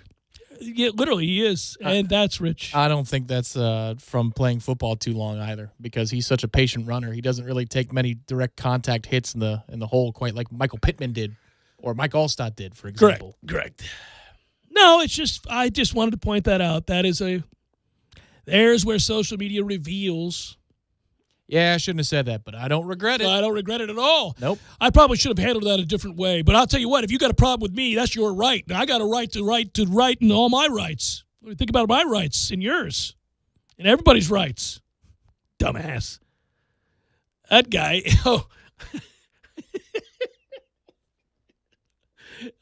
he went all caps on the rights part. Did you see that? Like when he tweeted. Oh, no. Yeah. No, he went all caps. Okay. All right. I wish I hadn't thrown fastball on that count. The curveball made it I don't better. regret throwing the fastball. But you know what? I got to throw a fastball there every time. Plus, it's my right to throw a fastball. That's right. And if you I've have earned a problem, that right. If you have a problem with me throwing fastball and the resulting 2-run homer, that's your right. That's your right to have a problem with what I did for throwing that fastball that I wish I hadn't thrown, but I wouldn't do it again. I wouldn't change a thing if I had to do it over again. He's exaggerating. I'd never stamp my feet on his couch or do anything like that. What do you think I am? I've got a little more sense than that. Yeah, I remember stamping my feet all over his couch. Oh, that is exactly that. It's fantastic. Oh, Le'Veon. But I found the guy. I just wanted to find a comp to Kyrie, and I got him. It's Le'Veon Bell. He's impossible. I guarantee you. Nobody likes that dude. Nobody likes that dude. It's like Kyrie's never had a teammate that likes him. They'll play with him, and he helped win LeBron a championship. There's no denying the ability, but nobody likes that guy. How did he survive at Duke for a year? I mean, he was a one and done. But the first time I ever heard Coach or anybody talk about Kyrie was Coach K. He's like, well, Kyrie changes who we are. I'm like, okay, so this guy must be pretty good. Must be another one of those Duke guys. Really good. He was kind of signaling the changing of the guard of K's approach, which is, program dudes versus one and dones. Kyrie couldn't fit the image of Duke any less. Well, look, he is a brilliant player. He certainly did change who they were. And are in that case, but he doesn't do that much anymore in professional football. And, back to Lev Bell? Yeah, and he needs to probably stay off of the old social media there. There's just a lot of gibberish, just a bunch of stammering nonsense from that guy. Well, and it's another reminder, not just because he's a running back, but if you go to the Jets, that's the end. There really is. There's hardly any coming back. These days, this era, those Jets, if you go from the top of the world, being the number one overall fantasy pick for years, and you get into a money squabble, and your destination that you run to is the Jets. It turns out poorly. That's the end of your career. We used to talk about this on the regular. I find it. Listen, I don't begrudge anybody their money. Get what you can get. Whatever you're paid is what you're worth. You convince somebody to give you that money. Ask the Jets. They'll pay you more than you're worth. That's correct. So here's my thing, though. If you go somewhere and you begin to lose, invariably, certainly if you go to the Jets, that's what happens. Now, we'll see if they've turned the corner. They've got their quarterback of the future. But the point would be, and they got rid of the dumbest coach in football, or the worst coach in football. I don't know if he's dumb, but Adam Gase was crazy. Now, here's the thing. Imagine a conversation between Adam Gase and Lev Bell and Install. That had to be a great conversation. I would have given anything to be a fly on the wall for that conversation. But the point would be, if you choose to leave a place in which you're winning because you don't feel valued or you just want more money. Maybe you just want more money. I can't begrudge you that. Get your money while you can. Very short shelf life for you to make money in the NFL. But if what you choose is the money over winning or a winning culture or an organization that's set up to win, and instead you take the money grab, man, just shut the hell up and go play football. We know what you did. That's fine. Go take your money. Now, it worked out. He ended up going to Kansas City. Hell, they went to the Super Bowl. Not because of him, but they did. No, certainly not. No. And they didn't win. They got stomped, in fact. But they got there. He can say he got there. That's nice. But saying he never wants to play for Andy Reid anymore tells you all you need to know about how he was accepted in that locker room. They all love him. They all love him. Who, Andy? Yeah, all of his players? Yeah, all of his players do. Absolutely. Yeah. Mm-hmm. That tells you he was an outcast from day one. Or when he realized that he wasn't going to get 30 touches a game. Right.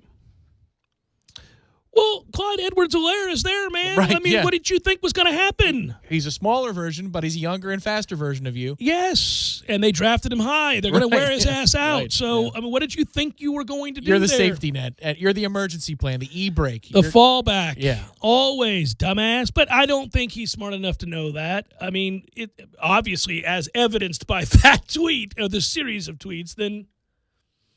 I know the game is starting to pass me by. I'm getting older, but I'm still the best. I'm still the best there is right now. Oh, yeah. I know I'm the best player. Ride-alongs with him, just recording, quotes would be one. I wonder if you could effectively put them all together and play him back to him and say, no, here's the problem. I think, you probably could debate him against him when you're driving. Right. Oh, wait a minute. This is what you said an hour ago. Right. Yeah. But that's your opinion. No, it was yours. It was your opinion. It's not my opinion. It's your opinion. That's your voice. Yeah. And you have a right to your opinion. I'm just playing it back for you, which obviously I will have every opinion known to mankind in the next right. 2 hours. It's my right because to that's have my them. right. That's my right. Yes, There's no cap on how many opinions you can have. That's true, Le'Veon. Fire away with the next one. I'll be recording.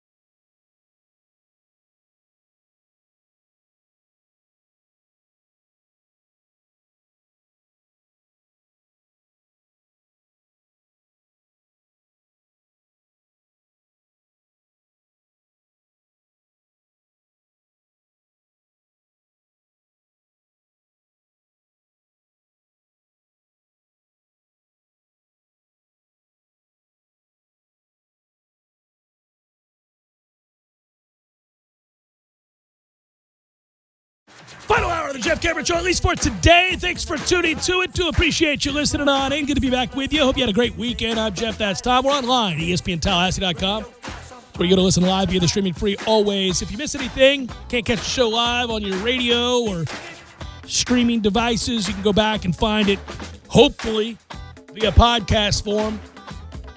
I would say wherever you get podcasts, that's simply not true. It's kind of hit and miss. We'll see. Hopefully you'll get this one. We're doing our best. On YouTube, I know that. Hello, YouTubers. Good to see you. Thanks for joining us. And away we go. I don't know. We are getting close to entering into hell. Getting really close to diving on into the deep end of hell. That's what the latter part of June, early July tends to be for those of us that have kind of begun to turn the corner. Like, we're on the back end here. Now, what's nice is you do have very entertaining NBA playoffs going on right now. You do have Stanley Cup playoffs going on right now. Those are things to distract. Super regional play into the College World Series for those that find that to be their cup of tea. I do like, by the way, that somebody else stricken by baseball being baseball and college managers being stupid.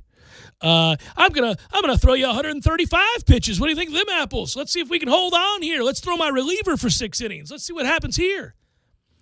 Dong. NC State beats Arkansas, the national 1 seed. Peace.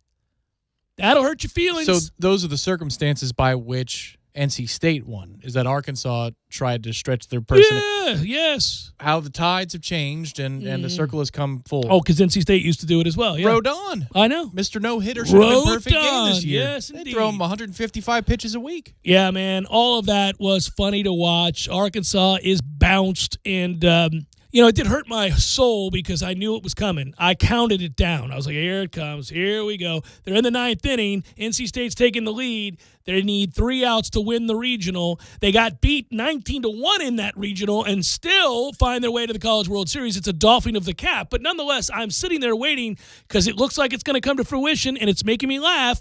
And then there it is. There is the graphic.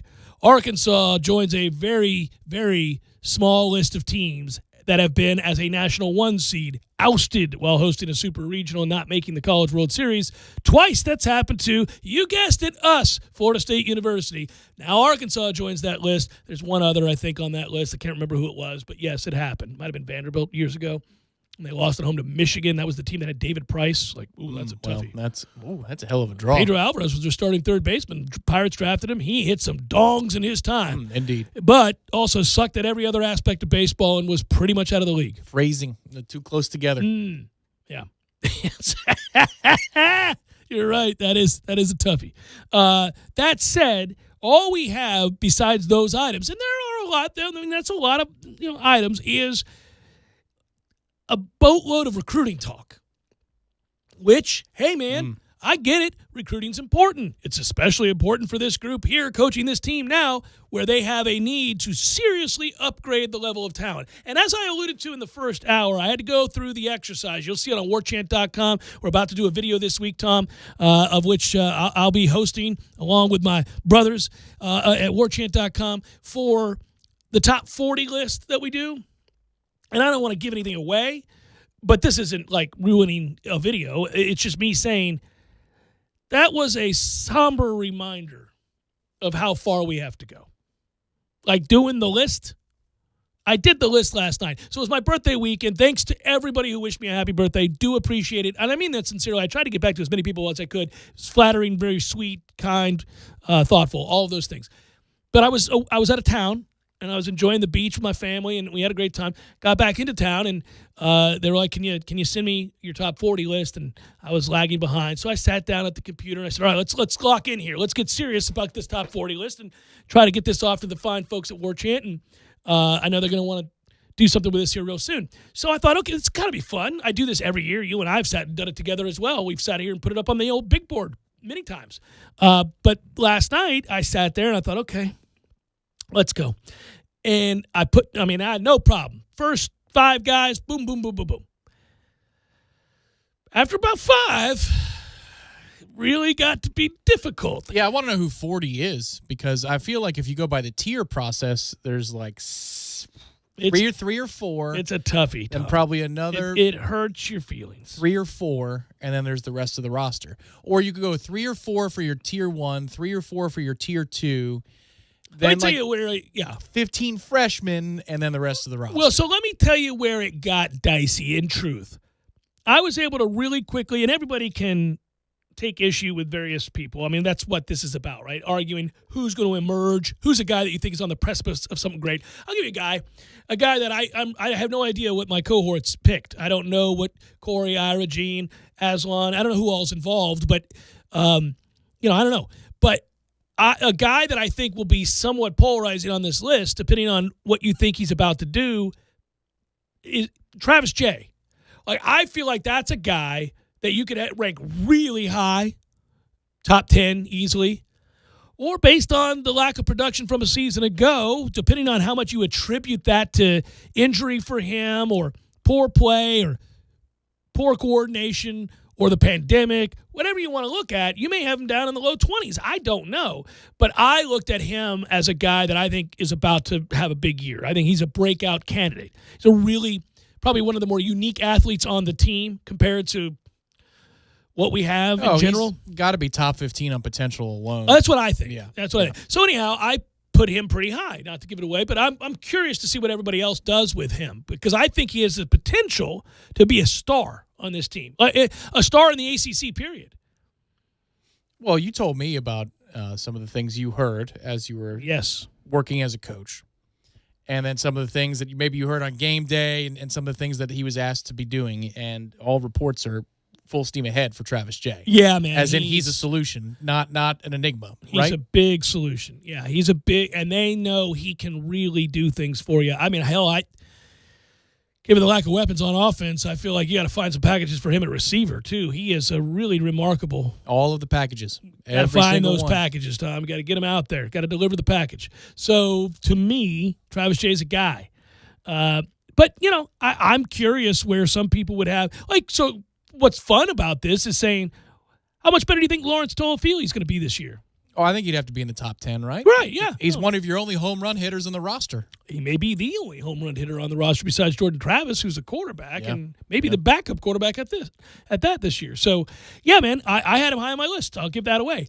But, man, it got depressing because from there you really – it's just hard, man. To me, I thought the easiest thing to do, Jermaine Johnson is going to have to be a star for this defense to be anything. And he looks the part. He comes over from Georgia. You see that body type. I talked to him. I got to know him a little bit. He thinks the game. He works. I think he's going to be productive. I put him high on my list. But, boy, you run out of people really quickly. And this is no offense to these guys who may emerge and become better players than we think them to be currently. But when you're sitting around looking at where do I put Dennis Briggs? Where do I put, I don't know, Jaleel McRae? Does he make my list? He might not even make the list. Right. Where do I put, you know what was fun for me?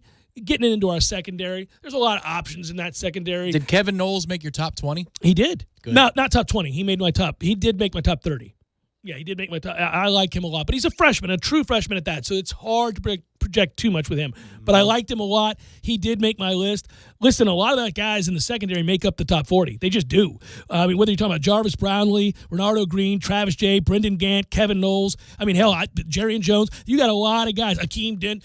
There are a lot of guys to choose from that list. And so they make up a large percentage of the top 40 because that's where a lot of the talent resides. Yeah, now a healthy Miko Dotson, right? Right. You know what I mean? Jamie Robinson. Yeah. Oh, he made my list. Yeah. But that's what I'm saying. Like, we don't have a lot of talent at linebacker. No. Gainer's actually an interesting guy to figure out and place because he hasn't played there before week to week. Well, yeah. I'm going to need him. And if you don't have Emmett Rice next to you, Jesus. That gets tough because Emmett he did everything he could to be in the best position possible on the field. Sometimes his athleticism wouldn't take him to where he needed to be. Right. But you knew that he he was thinking the game and playing the game by the end of the season the way it was supposed to be, that would be invaluable to somebody like an Amari Gaynor. And if you don't have that on the field, doesn't that weaken his ranking in the top 40? I would think it would. The whole thing, man. I'm just telling people, and I'm going to take a right-hand turn because there's another guy on this list that we need to talk about here, especially because a statement came out today. And it worries me, man. It's a sobering reminder of who we are and how expectations need to be, in some cases, quelled. Yeah, right. Jeff Cameron Show, 97.9 ESPN Radio.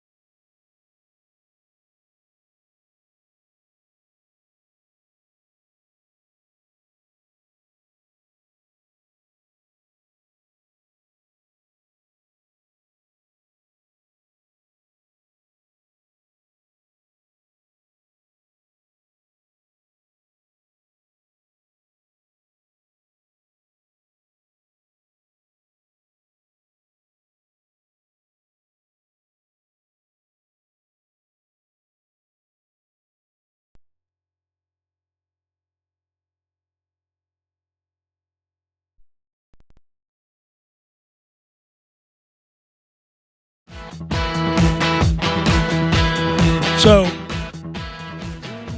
Tom and I like to read into things. I think we're better at it than anybody else on the beat. And maybe better at it than really anybody that you've ever met. And I know I am really good at this, and over the years I've watched Tom grow in this arena. It's been a great pleasure of mine to watch this. All growth. Watch the growth of Tom Lang as a young lad to somebody who's now a seasoned vet, and while always obviously intelligent, now really dives into the nuance of the JCS PR firm and the things we look at, the things we like to look at. We throw away all the nonsense, all of the excess verbiage that we run across. I've always been fascinated by this verbiage and the way it's used and talking over things rather than directly at things ever since I heard the stylings of Phil Hartman as unthawed frozen caveman lawyer and also Troy McClure. Yeah, in Troy The McClure Simpsons. was a much better version. Yep, Yeah. yep. I love that. Well, and if you have ever seen the famous letter he sent a young comedian in response to a question he received via the mail, Tom, back when people got letters. It's a wonderful response. And he wrote to the young man stating that many of his jokes were too on the nail. That is to say that they were very direct and that the humor lies in between those. And you've always understood that, and certainly those of us at the Jeff Cameron Show PR firm have understood how you weaponize that with statements to help you get out of situations, perhaps that you've created on your own, or to see through others' statements that you can then recognize, unfortunately, a different reality, or perhaps helps you gauge your expectations of the subject matter a little differently. Yeah. Or the person who's delivering the subject matter themselves. See Patino 9/11. Correct, yes. Some are even so good at it as to, in the face of overwhelming BS, to be praised from the Jeff Cameron Show firm, embraced with a no-nonsense, look at my man answering the question he wished had been asked of him, as opposed to the one that actually was. Well done, sir. Well done. How you then turned a question about your policy into what's best for America is really remarkable, as opposed to answering the actual question, which would have made you look terrible. Yes, many a coach does this, some better than others. There's an art form to it. But sometimes when you read a quote, it can be disconcerting because you might have high hopes for something. It could be a policy, yes. It could be a person, true. And then you read a comment from somebody in a position of authority who would maybe know based on their assessments of this individual, and you think, oh, no, that's not good. They don't seem to have a lot of faith in this individual at all. This is a depth move in this case. This is somebody just adding to the organization because that's where we're at. That's where we're at. And I fear that the official quote from Mike Norvell, head coach, Florida State, about one Dylan Gibbons, who you and I were very, very excited, falls under this umbrella of, oh, no, because you and I read today Florida State's release about Dylan Gibbons, CCC's own Dylan Gibbons. That's correct. Yes. Go Marauders. St. Petersburg, Florida native. Pillage. The great city of St. Petersburg that I adore and spent my youth in. It saddens me to read this quote because it doesn't have much to do with actual playing ability. It has a lot to do with the kinds of things that build camaraderie, perhaps even fellowship in the locker room, as opposed to ass kicking on the field, Tom. And we need more ass kicking on the field. I think, suffice to say, most would agree with that sentiment, that we need more ass kicking on the field and less rah-rah. Plenty of rah-rah needed, but a lot of rah-rah is born out of ass kicking. Suddenly, everybody feels very good about one another when they're kicking that ass. When the asses are being kicked, all the rah-rahs in the world doesn't do much to uplift the downtrodden. So, without further ado, this was the quote regarding one Dylan Gibbons, who we made certain assumptions about. And these assumptions are born from our frustration with an offensive line that has failed to block anybody consistently at all for 5 years. 5 years is, I think, a fair, like 2015, 2016, there was a modicum of success in our blocking efforts. Yeah, last year, not yesterday, but last year was an improvement over the previous years. But when you're coming from the gutter, it's just Correct. you really have your head above the muck. You could block some folk, but not anybody that you heard of. No, yeah. Not many folk who could actually play. Right. Right. So, unfortunately, there are still teams on your schedule that can play, and you're going to have to block them. Previous to that, it didn't matter who had the jersey on, what division of football they played in. They were going to get into the backfield. That's true. We've played some teams that are so-called, quote-unquote, lower-level clubs that rolled in here and found their way and had their way with our offensive line on Saturdays. Every single one of them for about a 30-game stretch. That's a tough watch. That's a tough ask for your fan base. When, like, McNeese State having their way with your offensive line, that's a toughie. When you walk out of famed Doak Campbell Stadium and Bobby Bowden Field and you look at your fellow Knoll and you say, Was it Savannah State? Might have been. Who kicked the field goal instead of just scoring the touchdown late in the game, and that's how we I try to block these things out. I have to reach deep down in the cockles. I don't think it was Savannah State, was it? No, I'll have to look it I up. don't think that's right. Please double-check that. They missed the extra point. We celebrated as if we had won the national championship in the moment. Now, I did not I don't know that I blamed the kids for a momentary fist pump, if you will, for having won the game because of the cowardice of their opposing coach. But the prolonged celebration bothered me a little bit. It wasn't like I would have given a, whew, got the win, got some things to work on, jogged to the tunnel. Well, Sanford was able to move. That young man threw the ball over the lot. He ended up playing for the Steelers for a little while. Cup of coffee, yes. I'll forgive that. Northern Illinois made it a game? No, that's not the game here. No, it's the 2019 season, so I need to go find that. Yeah, go find the 2019 season. Jesus, that was something. That's the game. I was in a bar in Bradenton. I believe that's the game. I was in a bar in Bradenton. Louisiana Monroe. That's who it was. Yes, their coach chose to kick instead of having gone for two. Most assuredly, they would have gotten that 2-point conversion. Our defensive line was on roller skates against their offensive line. Also, we were in a situation in which we could have, they could have completed a 4-yard pass for a touchdown at the 50 because, remember, we had brought the block unit out there on special teams. That is right, yes. And we weren't coordinated at all. No. We had completely told them what we were going to do. Yeah, we called timeout, I think, that set it up. And if they just release an H-back and he turns around. He walks into the end zone. There are 10 dudes in the backfield. Yes, yeah. Oh, lots of things to remember about this. So this is why we're embittered just a bit, one of many reasons. So I read to you now this quote, Dylan Gibbons from Notre Dame, who I assume, given that he had a scholarship to Notre Dame, and that dump of a town. Indeed it is. That, look, man, he's likely better than anybody we have on the offensive line, given that they have, en masse, produced professional offensive linemen over the last handful of years, one by one, just churning them out. All badasses, too, including the best offensive lineman currently in the game. So I thought, okay, no shame, Dylan Gibbons from St. Petersburg, Florida, that you had to roll out to South Bend and sit the bench for the vast majority of your days there because surely those aligned in front of you are immensely talented. The evidence is scattered throughout the NFL. I didn't hold it against him the way Corey Clark did of WarChant.com fame. I told Corey, nay, silence yourself. You're wrong. He'll be better than anybody we have. If you want proof, look at every last one of the transfers that have come here and started for us on the offensive line. They've all been immediately better. They came from Northern Illinois, places you've never even heard of. They were immediately better. They were Golden Panthers and Huskies. Yes, and they were all better, most importantly. They weren't Sooners and Aggies. No. They were kids from schools that had no business possessing vastly superior offensive linemen who, upon transferring to Florida State, could immediately start and did and were effective, more effective than anybody we currently had that we recruited to said university. So that's a toughie. So I didn't hold it against him. But I'm beginning to worry, and here's why.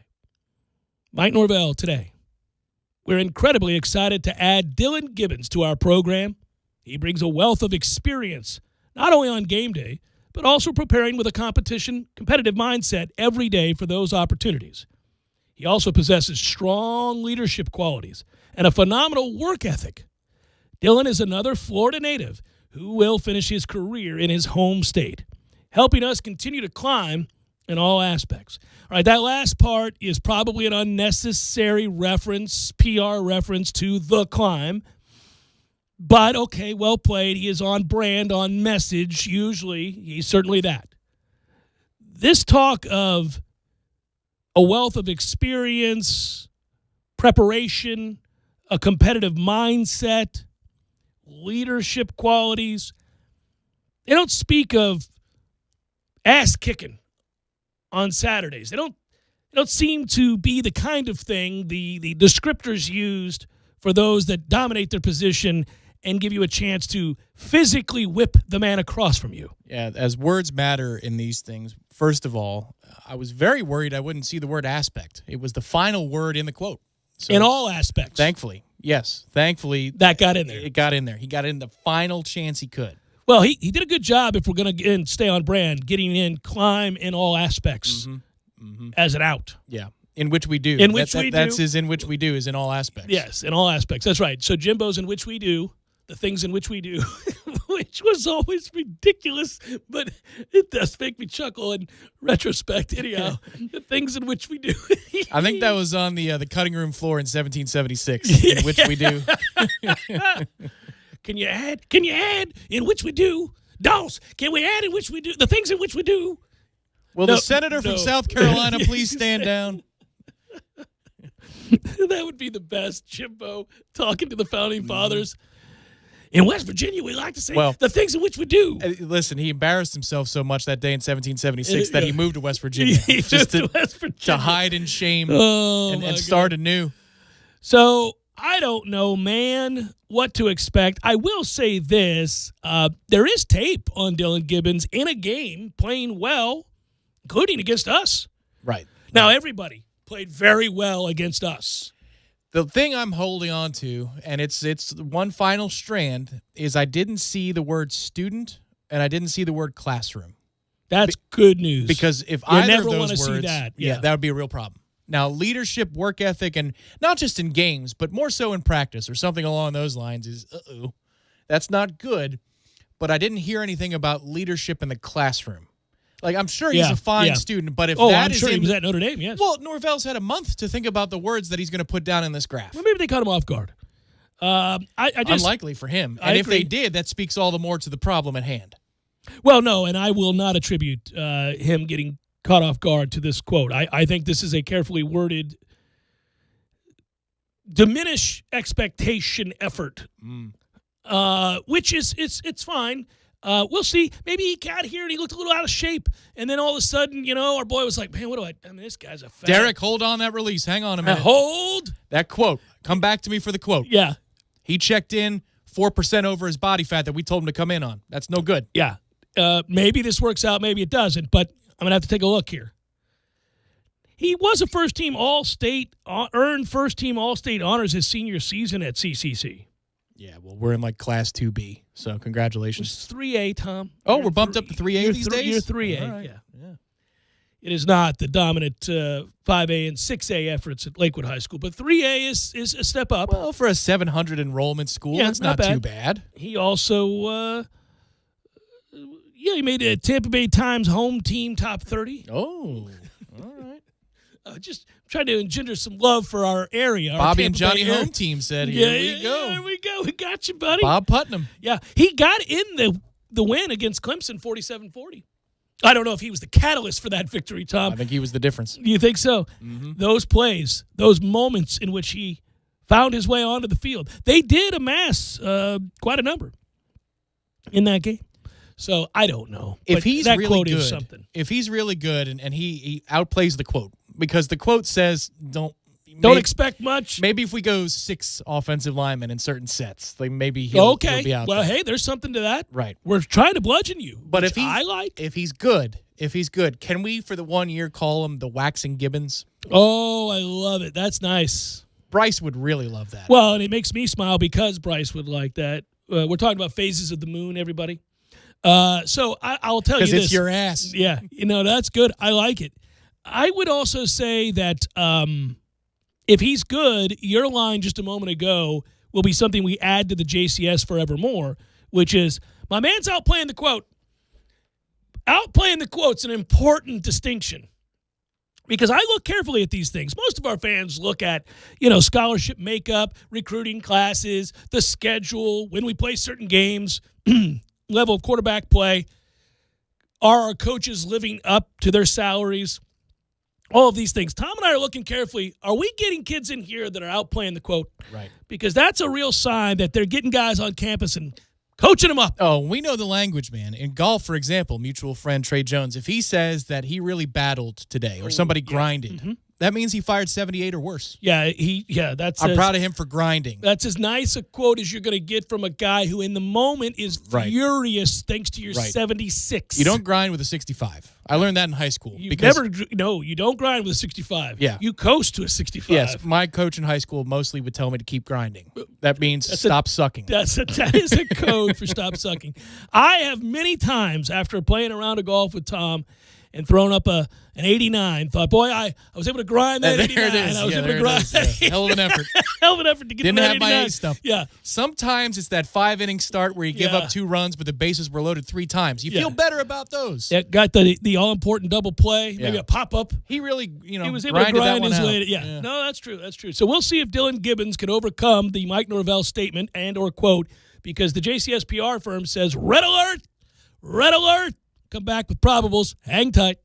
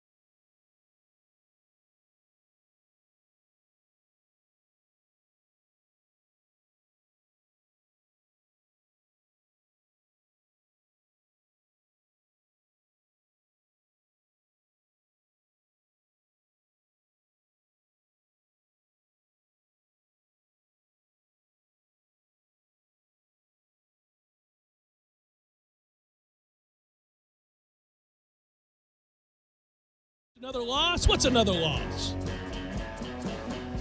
Whew. It's a once-a-week highlight reel in Pittsburgh. I'll be there this weekend. Think about me. Think about me in the sense that you'll say, that's cool. He's with his sons at a baseball game on Father's Day weekend in the best ballpark in all of the major leagues. They're looking at the beautiful Pittsburgh skyline, the Three Rivers. They're eating good food, and they're enjoying each other's company. But also know that we're likely watching a one-sided affair for the opposing team. In this case, it'll be the Cleveland Indians and the Chicago White Sox. These are the two games I'll be attending, one on Father's Day against Cleveland. No doubt that's a, 7-8 run loss, bare minimum. Hammered right after the game. Yeah, and then Tuesday is another loss to the White Sox. They're all losses these days.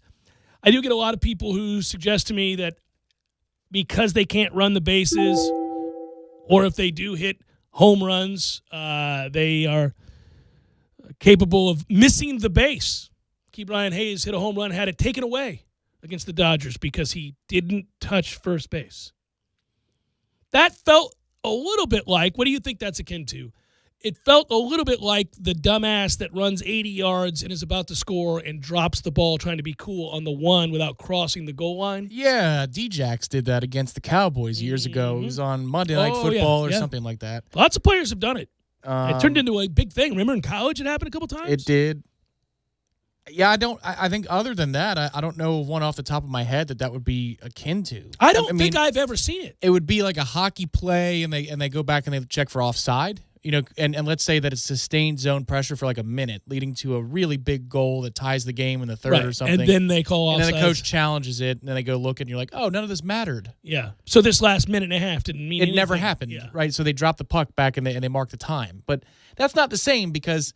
No, that's just a ref making a mistake. And it's incidental at high speeds. This is just... My man missed the base. It's pretty rudimentary. It was nice of him to get back to the team and play baseball again after hurting himself on opening day. I thought, that's a hell of a wrist injury. But anyhow, he finally did and promptly hit a home run. He's a talented young player. We kind of need him. But he missed first base. I've never seen it. I'm now 50. And I have never seen somebody miss first base after hitting a home run. I've seen somebody screw up and not touch home plate in the celebration or something like that. Never seen somebody just miss first base on a home run. Yeah. Now, I've seen them miss it like trying to stretch a single into a double, a ball in the gap, and they try to cut it, and they just miss it or something. I've seen that. I've never seen somebody on a home run trot, miss the bag. Yeah, McGuire almost did, but he didn't because his coach pulled him back over, which is technically, I think, not within the rules. Yeah, and he was hustling because it was a line drive too. Yeah, so it wasn't a stand, admire, and trot thing. Yeah. He's trying to stretch it out for a double. Yeah, it was a line drive that just eked over, which is the irony of it all. Right? Yeah. No, I don't know, man. But that's the Pirates these days. They miss the bag. They get into a rundown with 2 outs when all you have to do is step on first base. First base is a conundrum for the people of Pittsburgh. It's a toughie. What to do at first base seems like to befuddle them. Maybe in Pittsburgh you should have the double base like they do in softball. It's really frustrating. Here we go. Here's probables for you. Let's get to it. It's time for, how you say, with the pitching, probables? Yeah, I'll find it. Hold on, North Florida. You're somewhere in here, North Florida Payroll Services. Is this you? Is this you? No. We love you guys. I can't find your read. I can tell you a little bit about him if you want. Matthew cleaned up in here, and because we're so used to being... Oh, here you go. Oh, no, that's not it. Matthew cleaned up in here, and because I'm such a disorganized mess most of the time, I have no idea what he did with this thing. He probably put it where it's supposed to be, and I have no idea. Well, the URL is northfloridapayroll.com.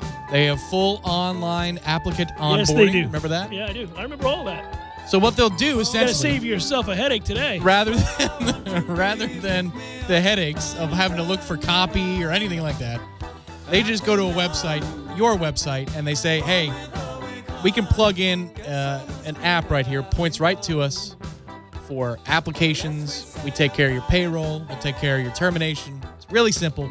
Just call 224 2439 or head to northfloridapayroll.com. I found every other person we've ever had on the show. Witten Glass, Lane's Medical, Lisa's Paint and Body. Obviously, our huge clients. I'm a huge fan of the way that Lisa says vehicle. North Florida Payroll Services, locally owned for nearly 15 years, offering payroll and HR services. Tom told you about the online applicant and onboarding and integration into payroll. Save your company money and headaches today. Head to northfloridapayroll.com. There it is. Got it in. Always. Pittsburgh, Washington, JT Brubaker. They've begun to figure out old JT. He had a good start to the year. Now, the host of Shop Till You Drop. Brubaker. Hey, everybody. Good to be with you. John Lester still pitching in the majors. Will do so tonight for the Nationals, who will beat the Pirates. Cubs, Mets, Jake Arrieta, David Peterson. Oh, You're about done with David Peterson. I'd bet the over in this game. He's been getting lit lately. A little 9.98 ERA for that ass over the last few weeks. They've activated an injured pitcher named Sean Reed Foley. He will pitch longer than David Peterson will tonight. It's my prediction. Blue Jays, Red Sox, Alex Manoah and Nathan Eovaldi going for the Red Sox there. Nate Eovaldi's still pitching. Yeah. Remember when he was with the Rays? Yeah. Throws hard. Orioles, Indians, TBD, and Giancarlos Mejia. I like it. Nice name. Yeah, I like that. That works. Good job, Giancarlos. Tigers, Royals, Matthew Boyd. Does anybody else pitch for the Tigers? Sweet Jesus. I've said the Tigers and Matthew Boyd every time I've said the Tigers. It's because they have two Matthew Boyds. It's ridiculous. That's like the two Michael Carters with the Jets now. You know, they drafted him one spot apart. Like 4th round, 5th round, or 3rd round, 4th round. Really? Yeah. I didn't know that. Yeah. And the second one is called the second. That's crazy. Is that right? Yeah, that's Oh, right. wow. Yeah, pretty weird. Kansas City's going to throw Brad Keller. The Rays and White Sox. Tyler Glasnow out there dominating. Could be in Pittsburgh, but no. Why? Why would you? Lance Lynn going to pitch for the White Sox. He's made a hefty penny. Reds, Brewers, Vladimir Gutierrez, and Eric Lauer. Marlins, Cardinals, Braxton Garrett, Adam Wainwright. I have an irrational disdain for Adam Wainwright. Hate him. And you should hate him more than most, but I do. He's probably a wonderful man. I hate him. Going back a few, Eric Lauer sounds like the guy who would be in the Jack Ryan films that go straight to DVD or stream services. They still making those? I'm sure they are. Yeah. Tom Clancy's starring Eric Lauer as Jack Ryan. Same movie every time. Denelson LeMay going for the Padres. They call him Lamet. I say LeMay. It's the right way. Austin Gomber. Most unfortunate name. Austin Gomber going for the Rockies. Angels, A's, Dylan Bundy, Sean Manaea, D-backs, Giants. If it weren't for the sorry-ass D-backs, I mean, they are something. I saw somebody mention that the D-backs were a special kind of sorry, and I'm like, well, now, hold on. You just throw your gaze over that way to the Three Rivers, and you watch us two. That ought to be a World Series. That ought to play the 4 out of 7 between those two teams. Yeah, I guess they could. But I would say that you guys at least have an excellent stadium. Oh, yes, we do. And have- we don't have the stupid-ass D-backs logo. And uniforms. And everything about the D-backs kind of sucks. They are what the Bucks were to the NFL for so long with the alarm clock numbers. It's they a toughie. are the pariah. Did you see that they have different a new unis? uniform, yeah, they did a new one. It's the same, concept, Stupid thing, yeah. but not for them. It's a huge upgrade. Well, anything would be. Serpentines is the name on the uniform, which is already kind of cool. Yeah. But I'll show Not you the as photo. cool as the Kraken in Seattle. Look at that. That is far better. That is much better. They ought to wear those every day. They should. That's Look a little bit off like, white. is that blue? Yeah, a little navy, I think. A little bit like the Dodgers is the problem. Yeah, but it's like a cream color. It's not pure white. Oh, that's way, way better. It looks like something out of 1945. Oh, it's way better than the stupid-ass D-backs thing that they wear now. Yeah, without question. Anyhow, the D-backs suck, and they're pitching tonight. Matt Peacock, Oh, yeah. Alex Wood. Hey, it happened. You're kidding. Yeah, no, I'm not. Ask and we shall receive. Yeah, we got it. The Peacock Wood Showdown. All right. Who you got out there tonight, Bob? Oh, Peacock and Wood. Should be good.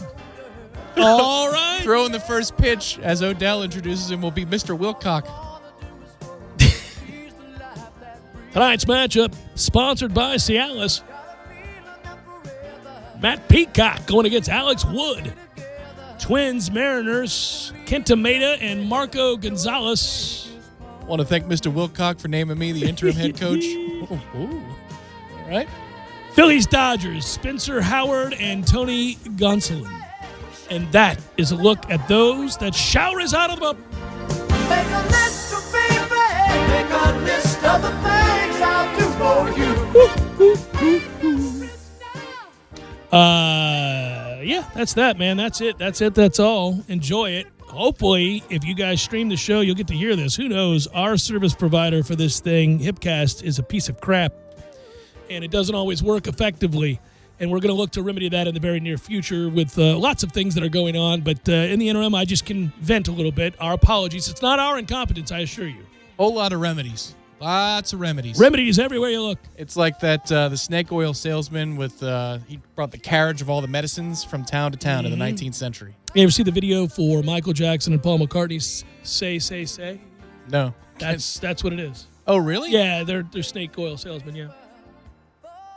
Huh, how about Look it that? up during the break here when we call, or at the end of the show here. I learned about such a thing in Peach Dragon, the Disney movie Yeah, from yeah. the 1970s. It's terrible, but I was a kid, so that's all I knew. I saw a Disney film over the weekend, oddly. Cruella, or whatever, the new one. Yeah. Really? Yeah. Who wanted to watch that? Doesn't matter. We did. The boys did. No, no. It was suggested. It turned out not to be terrible. Is that so? It's not terrible. Oh, it looked phenomenally awful. What's her face? Who's the chick? Yeah. What's her name? Yeah, she's in everything. Yeah, she is in everything. She was good. I mean, she's good at what she does. She caught heat because there was the one movie about her being from Hawaii and they recast her. And Oh, it was really? supposed to be a Hawaiian girl in this. It's like her. Oh, Who looks less Hawaiian than Emma Clark? Stone. Emma Stone. Stone. It's Emma Stone. Yeah, Yeah. yeah. Thinking of Amelia Clark from I don't know who Mother anybody Dragons. is anymore. Yeah. Every actor now, I'm like, I don't know who this is. Oh, they have their 5 minutes. They come and go, and you're like, who are they? I don't know who that is. Like- I know who Emma Stone is. When they announce, yeah, me too. I mean, Yeah. you know, but not a lot. Super Bad. That's how I know her. From Right. Super Bad. Right. But when they announced Robert Pattinson was the next Batman, I'm like, who the hell is Robert Pattinson? I've never heard of Robert. I still didn't know who that was. So you just said it now. Who is that? I think he was in the Twilights. I think. What is the Twilights? Yeah, the Twilight movies. That was the vampire movies. Oh, with the vampire kids. stuff, yeah, from yeah. like 5-6 years ago. I- So I guess he you was know the what I- heartthrob in those movies. You know what I do to belittle all the young actors that come up now just because I'm old and being an ass? I'm like, were they in the One Tree Hill show? I always say that. I don't know. Tree Hill? Is that a show? Isn't that Like wasn't Dawson's that, Creek Wasn't era. that a big show? Like when my kids say stuff, I'm like, were they in One Tree Hill? And they'll be like, Dad. I say it every time. That's my go-to. Were they in that One Tree Hill? Bryce will be like, damn it. Why do you think everybody was in One Tree Hill? How big do you think the cast was? Listen, I'm glad I did not know my wife a handful of years ago, more than that, because they're doing a Jersey Shore reunion show. I'm like, what a terrible show. And she's like, that show's hilarious. I go, No? "Oh." Okay, we're done. It's like, all right. You got to walk out of the room at that Go point. dip in the pool. I'm Yeah. getting out of here. So it's funny. The longer you stay married, the more you'll realize, like, there are little things that she won't like about you and you won't like about her. That's fine. They're minor. You can But there are these moments in time where you're going to go, really? That's a little disappointing. I'm going to walk around. Walk Yeah, around a little bit. right. I'm gonna walk Oh. around a little bit. I've done that more than she has. Easily. Easily. So I'm not trying to pick on her. No, but I know. You Jersey get- Shore. yeah. I mean, No, come I know. on. My wife loves, like, musicals. Nope. Can't do it. On film. Musicals on film. I'm not talking about being in the theater. I'm talking about Right. musicals on film. Like, what are we doing here? I'm not watching somebody talking to me. All of a sudden, they're like, hey, and they jump up on the table. I'm like, whoa, no. Yep. No, this is not what we do. Right. Yeah. That's that Stephen A. video. No. No, as soon as they do it, I go, I'm out. Yeah. And then she's like, no, this is great. I go, no, it's not great. That's It's the stupid. one thing that can't be on the playlist when we're on a road trip. Oh, She'll want to no. play Hamilton. No, I'm like, no. No. Now, if you see Hamilton, it's great. Sure. But I'm saying. Yeah. But yeah, you don't want it. Not Not while in you're the driving. car. No. Oh, please. Forget about it. Anything. Good work out of you. Good work, Matthew. Be well, everybody.